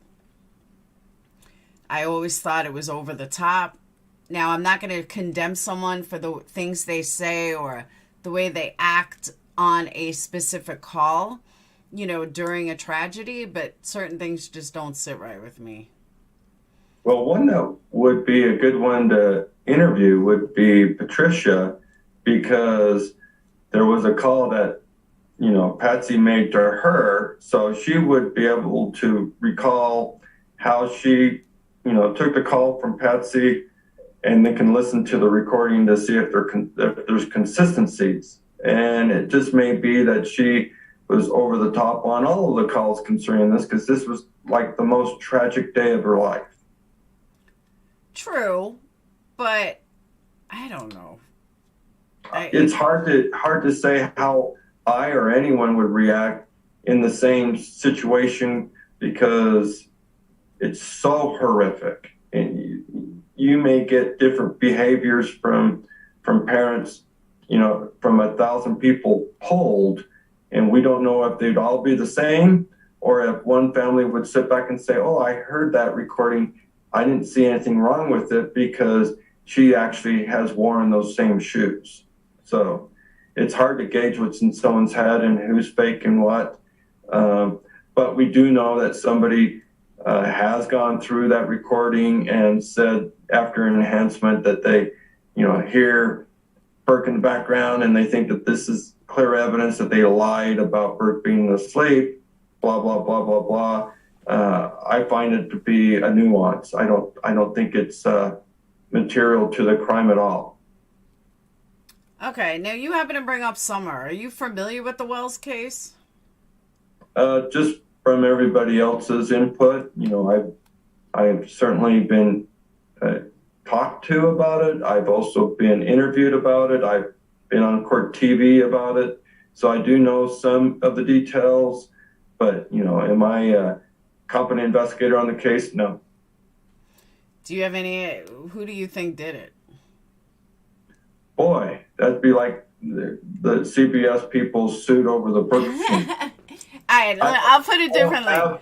I don't have an opinion. It would be real easy to pull a Ramsey family and say that the family was responsible, but we do know that there was a red truck described as being in the neighborhood. We do know that, you know, some odd situations occurred surrounding Summer Wells. And so, you know, gosh, is she alive? Is she not alive?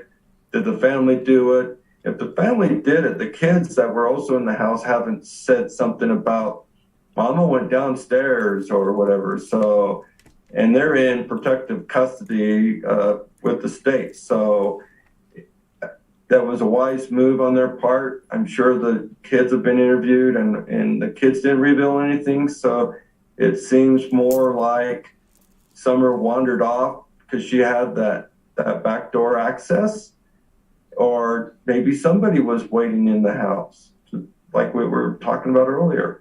We don't know. It's hard to say until you find her body and analyze how the body was treated. We don't know how she gets there because we just don't know. Last thing we know is what Mama's saying, and we know that some of the players have some weird criminal histories, and we know that the house isn't ideal for maybe some of us, but some of us, that home is a castle. So it's really hard for us to judge someone else's living environment or their situation unless you're actually in that situation on a day-to-day basis. What we want to know is what happened to Summer Wells, and were there footprints out of that back door, or were there adult prints that went into the back door? And if those aren't clear, someone didn't do their job. And if there was footprints that led to and from, I hope they got a print. I hope they know if it's a man's shoe size 10, for instance, or if there was no strange shoe prints, then it's not an intruder. If they see, you know, her little footprints go off and disappear in the woods, then it's entirely possible somebody saw this cute little girl wandering off and found the opportunity to, you know, snag her. Okay. We don't know. It's where we're at right now. We just don't know. Now I have another question, which I'm sure is a case you've heard of. It seems to be coming back in the news now. In general, in 2022, no less. This is more of like a PI question. 2022. Please tell me how so many kids are just going missing into thin air. Is it because they're small and they're harder to find? But they don't have social media and stuff. But like this monkey kid, Michael Vaughn, is now coming back up in the news. I happen to watch something on his mom.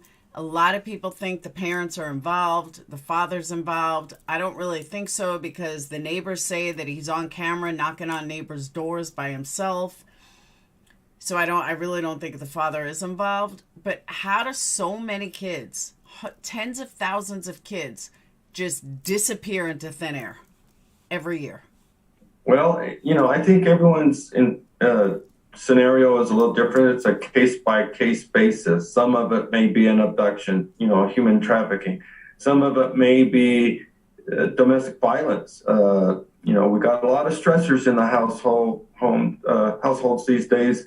Everything from post-pandemic to the rising cost of living, thanks to inflation. Stress causes people to do irrational things like strike out at their kids. It doesn't take much to fatally injure a child. The smaller they are, the easier it is for them to be, you know, fatally harmed. So if I'm out of my mind, stressed, and someone comes up and annoys me and you backhand them, hopefully they land on a pillow, because if they strike their head on a sink or something, it could be fatal. So if that stuff happens, you know, then there's the risk that the person that's responsible may try to conceal the crime, thinking, oh, I'm going to prison forever.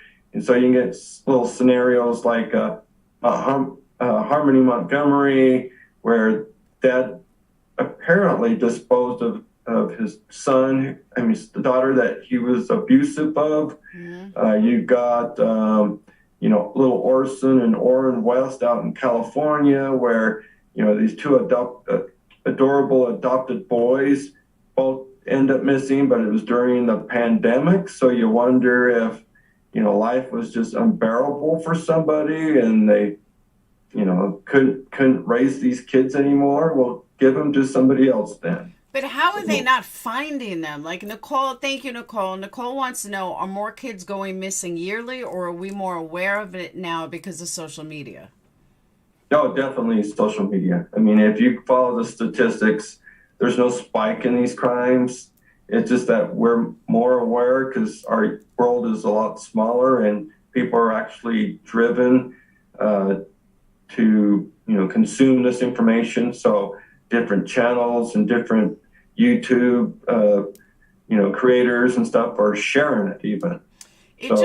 We have more access to it. It's like once upon a time, you'd get your news at the 6 and 10 o'clock hour, that's it. Then it went to 24-hour news cycles. Now everybody's doing their form of the news or just a little snippet of the news, in deep dives and whatever. But don't you feel like, and I really have a hard time with this too, but it's so much easier to kill a child and get away with it than it is an adult. And it's in 2022, it seems like it's almost impossible to get away with murder. But it seems like not everyone and their mother, but there's so many parents with missing children, young missing children, where there's no trace of them. There's not even a sign of anything. You just have to tell the police your kid wandered off. Meanwhile, you could have dumped him in a pond or in the Atlantic Ocean or Pacific Ocean by boat, a week prior, and they'll never be found. And it just seems like it's so much easier to kill a child, and these kids are just disappearing into thin air like aliens took them or something. Like there's just not one sign of them, which to me is weird. Well, I think the murder rate is not on an increase. The problem that people aren't really considering is the fact that we have population growth as well as the murder incidences. So the rates may actually be less, but we see them more often because it's still only 365 days a year. But if you've got 340 million Americans now, whereas 20 years ago, we were only at 270. Now you got a lot more people and a lot more crime without being per capita more crime. But do you think that social media could be harming it by someone seeing, oh, kill your kid, dump him in the river somewhere, all the people that didn't get caught. So now you have repeat copycats that are getting rid of their kids the same way with no way of getting caught. No, I don't think social media is causing people to get a light bulb come on that says, I want to kill my kid. I think what they may see is, oh, heck, I have to dump my kid like so-and-so did because I accidentally killed my kid and I saw something on social media about this missing kid 2 years ago. So there may not be, organically coming up with the idea, but they're following the trend. But I don't think it's causing them to kill their kids. I think they're just realizing I may need to dump my child that I killed by accident or on purpose. I don't know. Okay, but what about... There's different reasons how kids get killed. Sometimes it's an accident. Sometimes it's a fit of rage. Sometimes it's on purpose. I mean, who kills their kids on purpose? But never know. But what about... oh my God, now I lost it. Now I lost my train of thought. It was a really good question, too. Oh, people who leave their kids in hot cars. It seems that was like a trend for a little while. Easy way to kill your kid. Just leave them in a hot car. What? What? Check your text. I don't even know where my phone is. Well, I'm going out with Justin Justin until curfew. Is that okay? What? Going out with Justin until curfew. Is that okay? Okay. What? I'm going out. Is that okay? You're going out? Until curfew. Yeah. Is that okay? Okay. Where's my phone? Do you know?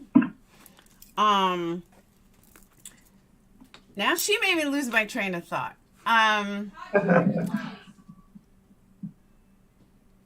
Children in cars dying. What? Children in cars dying. That's what you're talking about. It's inside? No, I You were said talking children in about the cars trend dying. of people leaving their kids to die in hot cars. Oh, yeah. And then once that guy, I forgot his name, got convicted, all of a sudden the trend stopped. All of a sudden nobody was leaving their kid in a hot car anymore. And you haven't heard about it in a while.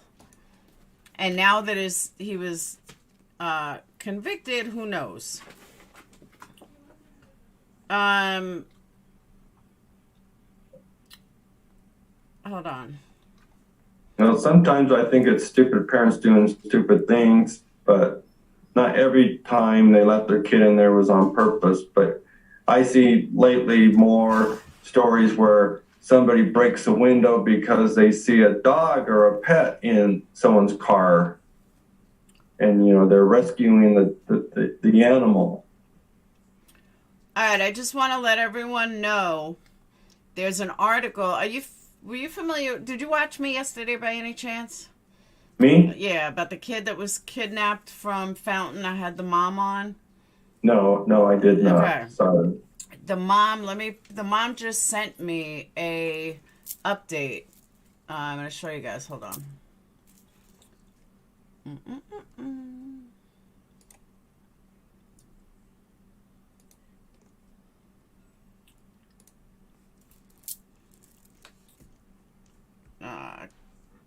Jason, can you see my screen? No, I just see you. Oh. All right, I can share it. Hold on. Let me share here first.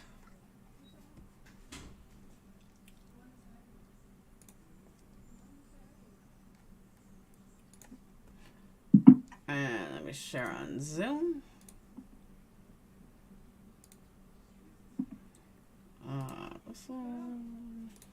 Okay. The man suspected of kidnapping a child in the Colorado Springs area. The man is facing serious charges, including kidnapping after a child was reported missing in El Paso County.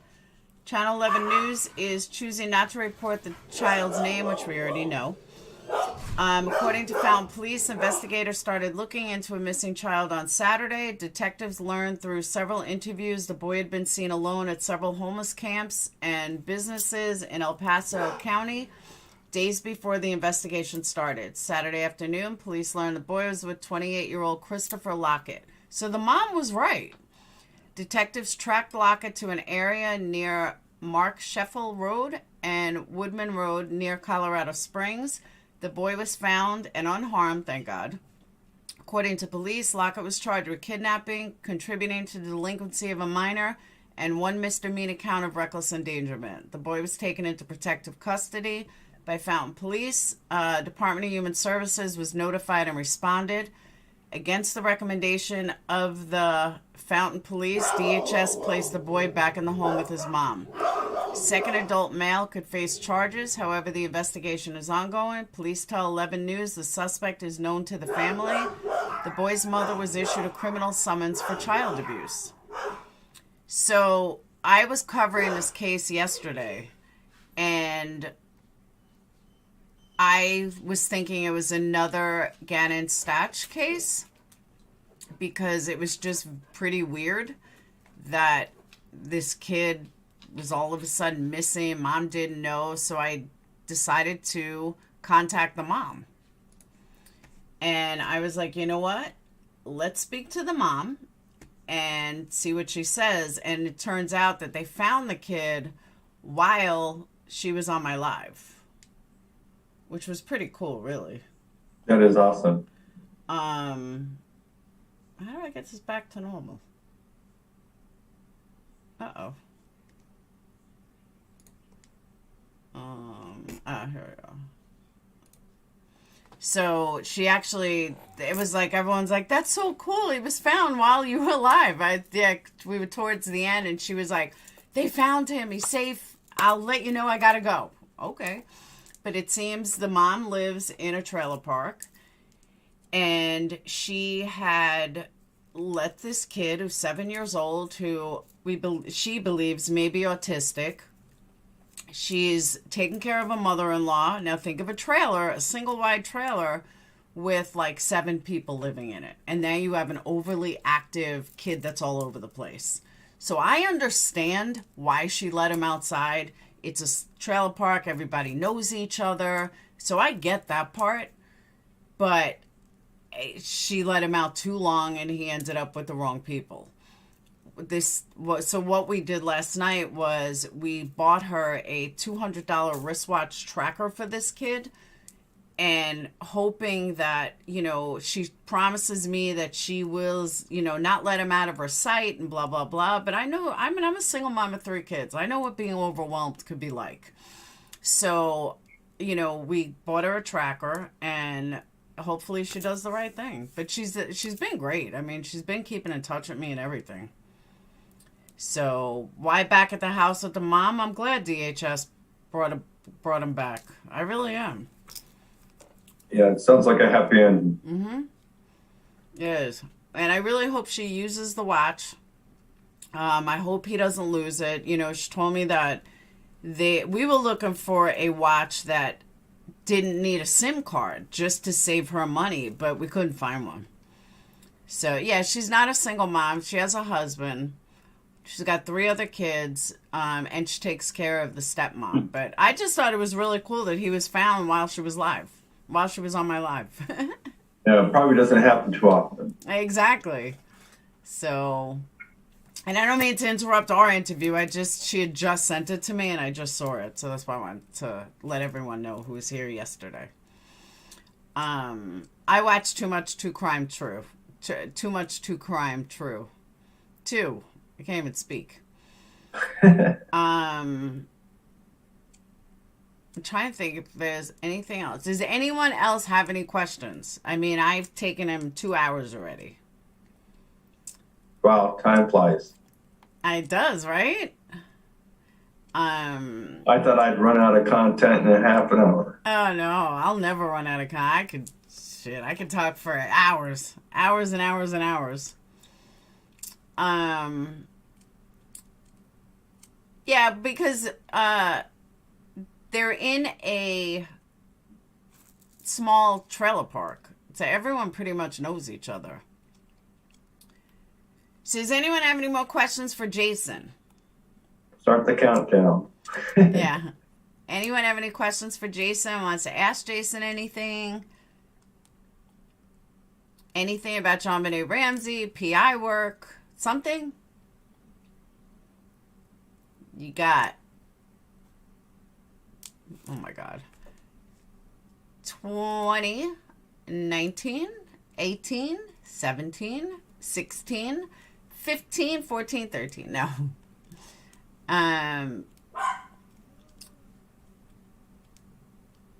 What do you believe happened to Dylan Rounds? Well, I think that's already been pretty well explored. It appears that law enforcement has built a case against Jim Brenner that for whatever reason he did something to Dylan and dished his body somewhere. It seems to be the overwhelming sense that they're conveying to the public. Okay, and I agree with that. Oh, you're welcome, Nan. Is still in jail because of sexual underage sex talk. His wife, who? I'm going to give him all the thank yous. If I'm waiting for more questions. See if anyone has any more questions. Oh, someone asked, how many cases have you worked on? Oh, so many I've lost count. His website's pretty impressive. I was looking at the website before trying to get a picture of him. It's actually pretty impressive. Do you do national PI work? Whenever we can, yes. I mean, obviously you're not always going to hire somebody that's out of state because it's inconvenient or it costs more because of travel or whatnot. But not everything requires travel. The most recent case I've been picked up on, and I'm working pro bono, is the Atlanta child murders, which is 30 different cases, which probably about 24 of them, I believe, is minors, and the other 6 are adults. Mm-hmm. You know, Janice, it's funny that you mentioned, I was thinking of that before. What do you think of the Dolly Rotier case? Doesn't sound familiar to me. She murdered her kids, or she allegedly murdered a kid. She's been in jail for like 20 years, 25 years. That's the one where she drove the car into the lake? No, that's Susan Smith. Dolly Rotier, it's another sketchy case. Some people believe she did it. Some people believe she didn't do it. I personally believe she's guilty, but it's too much to explain. If you're not familiar with the case, then it doesn't matter. Usually if there's a conviction, unless there's some overwhelming reason to question the validity of the conviction, then, it's at some point you let the dust settle because there's a conviction. I agree with that. Don't let him fool you. I'm doing all the research on the Atlanta child murders. He's sitting back. That must be Avery Shannon. It is. How did you get into PI work? Someone wants to know. I started my career in a law firm for 14 years, and I worked for a lawyer, and he retired. So then at that point, I decided, I had the decision in front of me. Do I want to go to another law firm, or do I want to do something where I work for myself? And so ultimately I learned about the Private Investigator Act in Utah, and I qualified. So I decided to branch out and work for myself. Wow. All right. Yeah, she was the one silly string at the grave. What do you think about the Daybell Vallow case? Guilty. Trial coming up. Yeah, Jamie, I see it. All right. Death row, lots of... Yeah, Janice, I was thinking the same thing, really. But that's a whole nother conversation. Have you ever seen a media manager in a person's case? I have. Dylan Rounds has a media manager. I think they're referring to Summer Wells case. But yeah, I see it all the time. Yeah, it's not a foreign concept. Sometimes you want control of the narrative because you can lose control of it pretty easily. And the next thing you know, you got yourself a genuine problem. And one solved mystery, that would be a yes. He said if JonBenet's monster traveled over state lines to commit the crime, would that make it a federal case because of interstate commerce? That would be a yes. Yeah, not even because of interstate commerce, just because it involves interstate. Yes. Yeah. Blissful, I ask myself that all the time, and I totally agree with you. She just said you do an awesome job. Surprised you don't have 100,000 subs. That's my point. Daybell Vallow, the guillotine should be brought back for those 2 demons. Love Jason on the Moab ladies.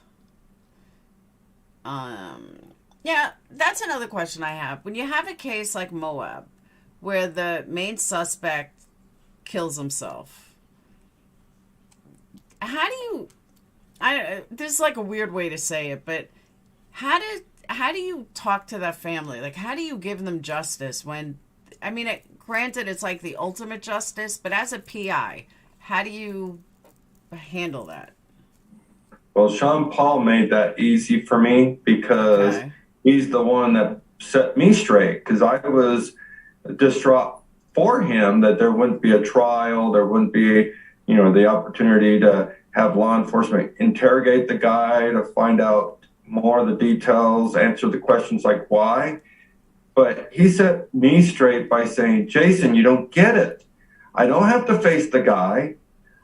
he's already been tried by the ultimate judge, and he's already been sentenced. He's, facing eternity in hell. So he was happy at the outcome, and not everybody sees it that way, but thank God for him, for his sake and his family, he sees it that way. So it made it a lot easier for me because I'm not sitting there having to consult a guy, because some people want those moments. They want to face their killer, their child's killer. They want to get the details from law enforcement. But Sean Paul was ready that, this guy has already faced all of his consequences, and he doesn't have to be reminded. He doesn't have to go through here the details or anything like that. He can actually close that door and move on. Like he tells me all the time, he's free to be the father of his other kids. That's true. Laura Lula said, question, Mr. Jensen. Now she's all real professional. No, I'm in trouble. My mom must be from my mom if it's Mr. Jensen. Is it possible that the male DNA could have come from someone at the Christmas party, or do you think JonBenet's murder was totally SA motivated? SA? What does that mean? Sexual abuse. It's possible it was sexual abuse.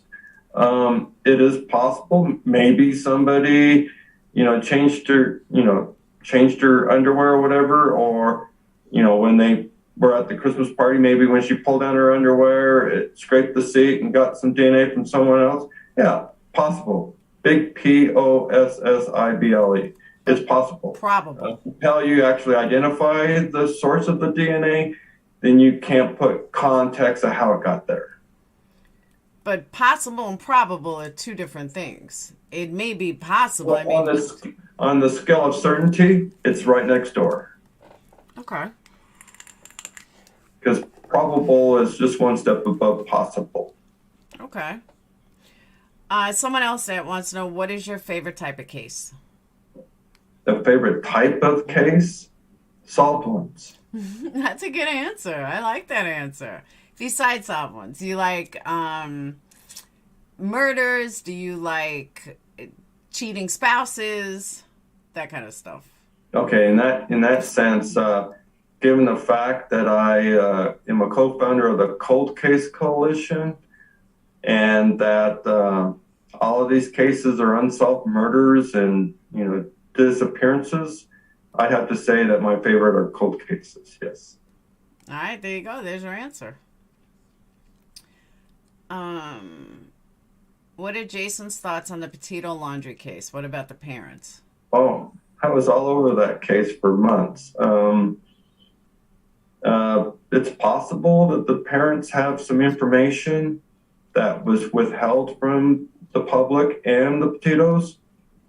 I think personally, given the context of Brian Laundrie's confession letter, that it was in that context, that he did not want to die saying something that he didn't already say to his own parents. Mm-hmm. So he probably said to them that it was an accident, it was a mercy kill, and then he wrote that consistently in that letter. See, my thoughts are similar, but one, the parents didn't owe the public an explanation, and I think ethically they were horrible for not telling Gabby's parents, but legally they didn't do anything wrong. Even if they knew. Right. Legally, you don't have to. Exactly. But for the optics, it made them, certain villains in front of the media forever. Their reputations are tarnished for that, because the rest of us, the decent thing to do, and I say this very clearly, the decent thing to have been done was to let the Petitos know something happened to their daughter, and you go to your son and say, son, we need to take this, we need to go talk to the police, tell them what happened. I did not raise you this way. Mm-hmm.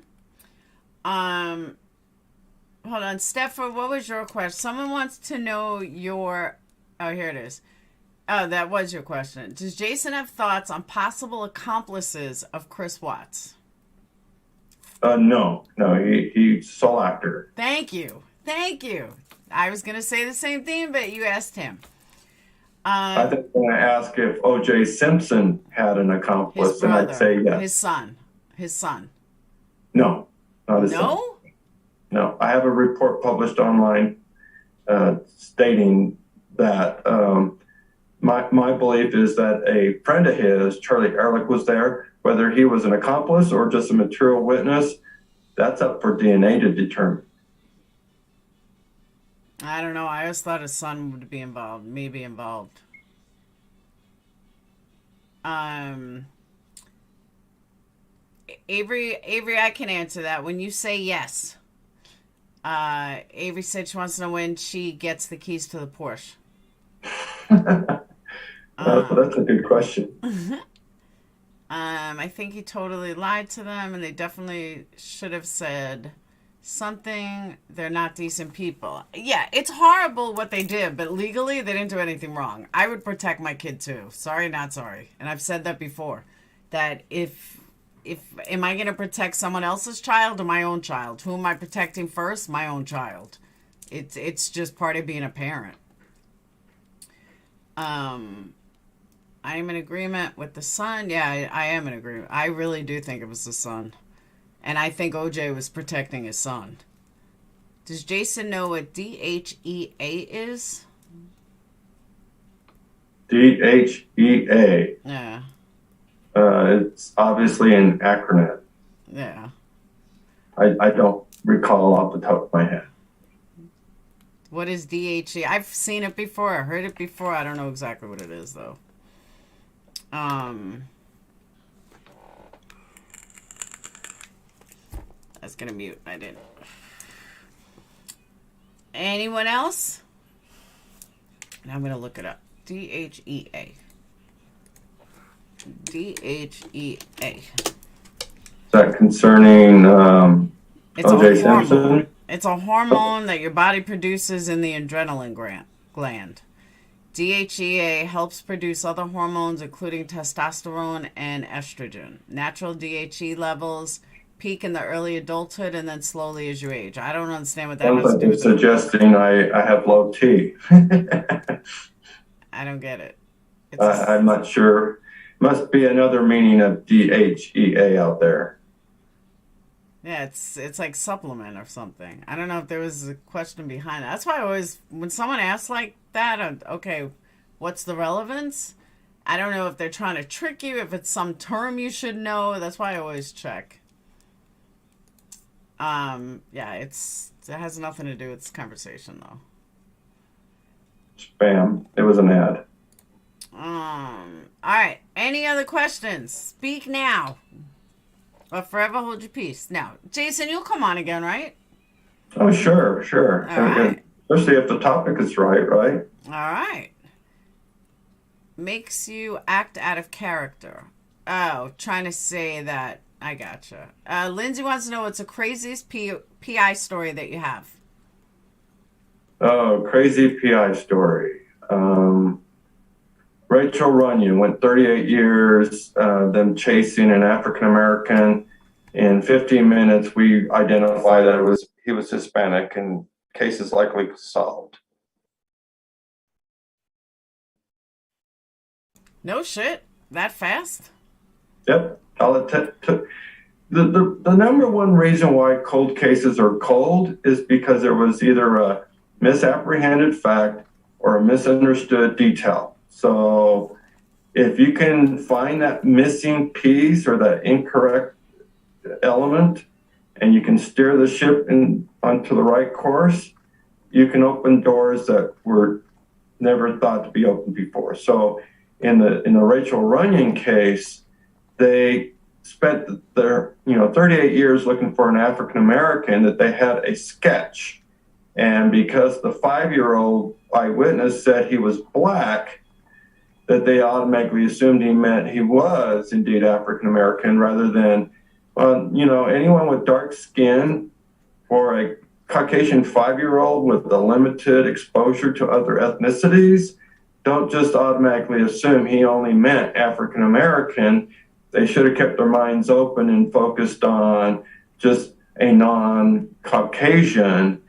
And somebody came forward as soon as we made that correction and said, my parents was going to report my uncle, but they said, well, they're looking for an African American, so they didn't bother to turn in their uncle. And after a lifetime, we looked at his past. He had the criminal career following that, clear, consistent criminal history, numerous incidences, rape, child molesting, and the like.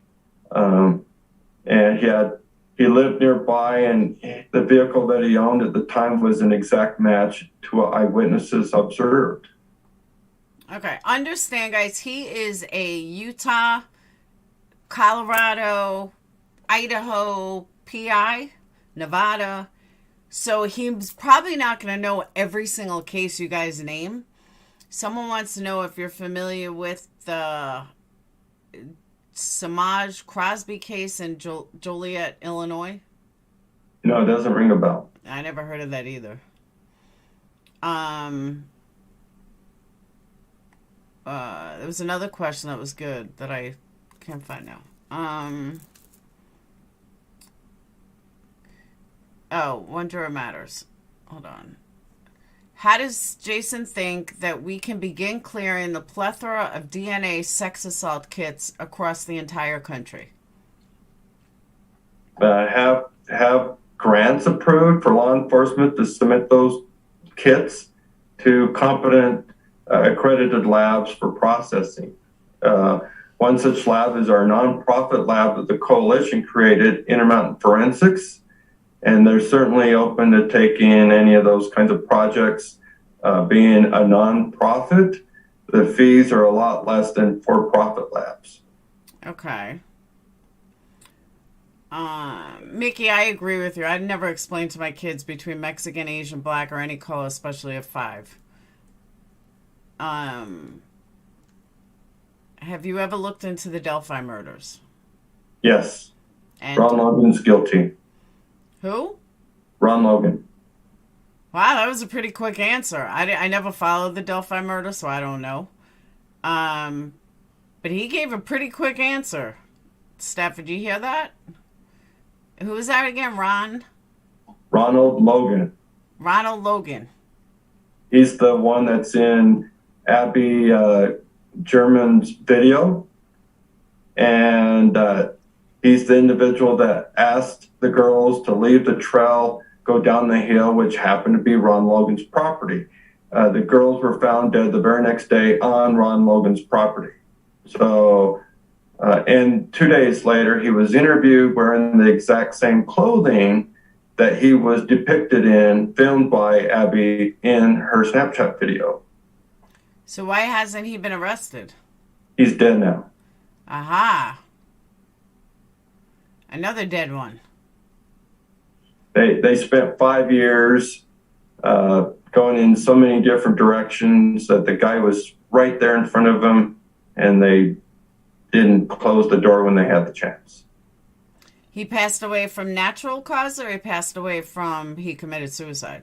No, my understanding, he died of COVID in early 2022. I believe January 2022. Wow. All right. That was a really quick answer, though. Are there any cold cases of missing people that you personally were involved with found alive years later, or does any of those stand out to you? So far, every case that we've worked on, if there was someone found, they were deceased. Okay. It is super rare that somebody's found, like abducted, raised, like a beast in the basement, having children with the perp. It's only happened a couple times. It's not a common occurrence. Okay. Are there any... Oh, I already read that. He's dead. Didn't they search his house? Who? Ron Logan? Ron Logan, yeah. he was searched early on, and the problem that they had is they didn't find any blood evidence to tie him to the murders, but we know that the girls had their necks slit from behind. You're not going to have blood pattern evidence. It doesn't work that way. And so he's not going to have blood on his person. Everyone keeps asking about the Kendrick Johnson case. Are you familiar with it? Doesn't ring a bell. When and where? He was a kid. I don't remember the state, but I had covered it. He was found the next day rolled up in a gym locker mat, and they claim that he fell in head first and got stuck there in Valdosta, Georgia. That he got stuck in it. I never bought it. I think he was murdered. Rings a bell. Sounds like hazing that went wrong. They probably figured that the kid would get himself out, and he was left there to die. Pretty much. That's what we're saying. Love that cold cases are continued to be worked on. Yeah, isn't it a really small percentage of cold cases that get solved, though? Isn't it like a super small? I remember hearing in college, it was super small that they actually get solved. It really just depends on, every case is different, and it depends on if the agency that's working on the case has tunnel vision, if they're open-minded to let others, look at the case, do consulting. That's the problem that the Ramseys are experiencing with JonBenet's case, is they keep asking them to have the case examined by somebody else, share the DNA with C.C. Moore and Parabon, and they're, being met with resistance. Now, on the other hand, Boulder PD are saying that they've tested thousands of items and that, they have routinely consulted with others, although they're just being vague in their answers. I don't necessarily believe that, Boulder, Colorado isn't doing the right thing, but they're having a perception and they're having a messaging problem. And largely it's because, they're coming across as being egocentric and unwilling to share the credit with somebody else. And, they're being called out by the family as being motivated by ego rather than, we should probably submit the case to somebody else or somewhere else because we look like we were biased. We focused on the family prematurely, and now our judgment is in question. All right. So, it's one more question that I have personally, and then I'll let you go because I'm starving too. But with JonBenet Ramsey, is it possible that after John passes away, because we know he's old, will they go after Burke, you think, just to prove they were right, or is Burke completely out? Because I've thought of that I always wonder if after John passes, are they going to go after Burke? Or even if Burke's not guilty, are they going to make Burke get a lawyer? Are they going to, you know what I mean? Well, if they were going to do that, I would think they've already done that. And I think the timing is completely off. And the fact that he was a minor at the time and DNA doesn't, corroborate such a belief, I think that it would be a fool's errand to go after Burke for any reason, by anybody. There's no reason to believe Burke had any responsibility whatsoever. True. There's no statute of limitations on murder.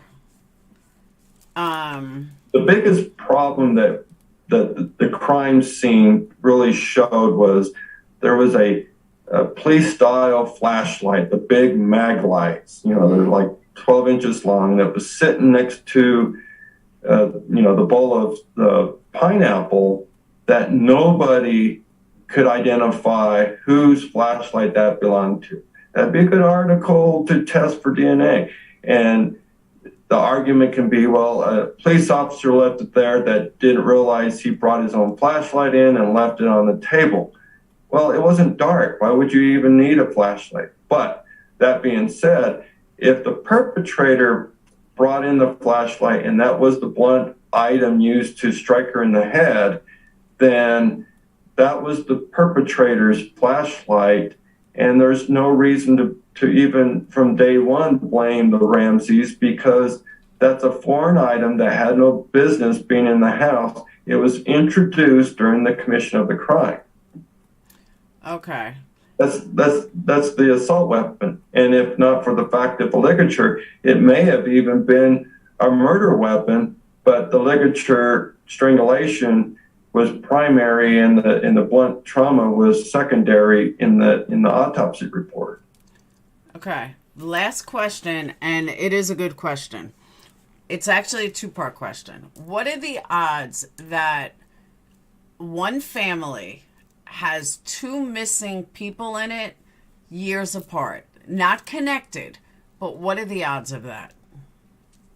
Very strange. It's I wouldn't say it's astronomical. I mean, anything like that can happen. Okay. I mean, one case here in town, one woman's boyfriend dies, a few years later, the next boyfriend dies, and it seems like the common person is this autistic son that while he's in custody for the second murder ends up taking his own life. If you ask me, it sounds like the son killed them both, but, make that case. Okay. And that's one of the cold cases we got here, but nobody's willing to say that the son probably was responsible for them both. And the mother isn't certainly going to make her son's terrible history worse by saying, oh, I think my son killed them both. So, I don't know. I would automatically think it was her. That I would automatically think the girl, not the kid. Like the wife. That would be my first thought. He was a violent gang member. So, and in fact, I think in the second case, he confessed, or there was eyewitnesses or something like that. So him being responsible for the second one was not in question. That's why he was in custody.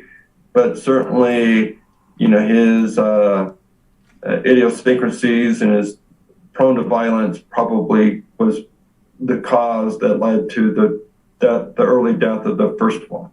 I gotcha. No, Tony, someone had asked in relation to Summer's case, but it's a general question, really. Just like Drew Peterson, what are the odds that 2 out of 3 wives are dead and missing? What are the odds of that? Slim to none. Unless he did it, unless he's responsible. So, all right. When it comes to missing children, responsibility doesn't always mean it was purposeful. Oftentimes it's neglect. So, I turned my back for a minute. I went to the bathroom. I came back. The door was open. The kid left. Yeah, you're responsible. But, is it almost excusable in that scenario? Yeah, I have to go to the bathroom at some point or another. And while I had my back turned, something happened. You never know. That's true. You never know. From what the Wells family is describing, she went downstairs to play. And, unfortunately, there's a second basement door that, was somebody down there already? Did she let herself out? Did someone let themselves in? Or is something nefarious that's being lied about? I hear the same story consistently being retold without much departure. So if it's a lie that's been well rehearsed. But I see no reason to automatically assume and pull a Ramsey and say the family had something to do with it without something more. Okay, speaking of, one more question. These are all coming from me, but one more question. You just said something that triggered a question I had. Now, if I can remember it. There's this debate, I guess you want to call it. I don't know if you would call it a debate, but one of the problems with the Dylan Rounds case, Summer Wells case, people on the internet think that they are detectives And they believe that just because somebody might change, not change a story, but change a word, or they don't remember every exact detail that somebody says, or that they said a month ago or 3 months ago. From what I've learned in school, from what I've learned studying criminal justice, people that are that dead on are usually lying. People that may change a little or forget a date or forget something are really more truthful. Depending on which police you ask, they will go either way. What do you think as a PI? Never try to psychoanalyze a statement of somebody. You Okay. can't read their mind.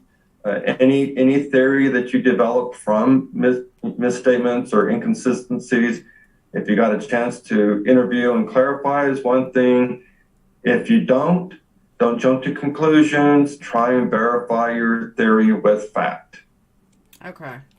Because that is the one thing that keeps, in a lot of cases, you know, like, I've always felt like if someone is too consistent, and not with the major facts, because yeah, your major facts are not going to change, but the little tiny things like, we stopped here for, no, not even that. She took a sip of a drink at 12:05, and then another interview, she took a sip of a drink at 12:15. People will jump on that. It's not a major part of the case. It really has nothing to do with the case, but people automatically jump on that saying, oh, she didn't say that last time. Last time she said it was 12:05. To me, it's insignificant. And right, because you don't know what conversation took place after the first one. Someone might have pointed out, you said in the interview 2:05, do you realize that it was 2:15? And so the next time they correct that misstatement. So you never just assume that there is an internal reason why the story is changing. Sometimes our version or stories are influenced by others that are in our environment. They could, when you're interviewing somebody, you got to worry about fact, conclusion, input, influence, suggestion. And so if, for instance, I witnessed an accident, within 2 minutes I'm being interviewed, I'm going to give a statement of just what I observed or what I heard. okay. If you interview me like an hour later after I've had a chance to talk to everyone else, now my version's going to be corrupted by every other conversation I've had. Yep. And now it's filled with conclusions and conjecture and analysis, because I did not see the guy hit the brake. I heard a screech, but you may talk to the wife, and the wife said, oh, he put his foot down and there were no brakes. So now how are you going to justify the screeching sound? And you're going to say, oh, the guy hit the other guy, but from what I heard, if you even say what I heard, you may simply say, but he had no brakes and he slammed into the other car. But you've now left conveniently that you heard a screech. I agree. And Jeep Girl Drew Peterson is as guilty can get. Anyone that thinks he's innocent, you are not following the facts, because that man is guilty as guilty can get. All right, so I'm going to shut this down. Jason, I want to thank you extensively for coming on. I never expected to keep you this long, so I apologize. But I thought it turned out to be a fantastic live. I love having you on. You're very informative. You teach us things every time you come on. And I want to thank you, and I want to thank Avery. And I hope you have an absolutely fantastic night. You too. Thanks, Laura. You're welcome Appreciate anytime. it. Thank you. Great show. Thank you. And Avery, thank you as well, because I couldn't have had him without Avery. Avery hooked it up. So thank you, Avery. So I'm going to shut down. I want to thank everybody for the live, for being here, and for being such great sports. And that's it. I will see you guys tomorrow. Have a wonderful night, and good night. And I have to shut down Zoom because Zoom always starts my streams out of nowhere. I don't know why. It's horrible. So, all right. Have a wonderful night.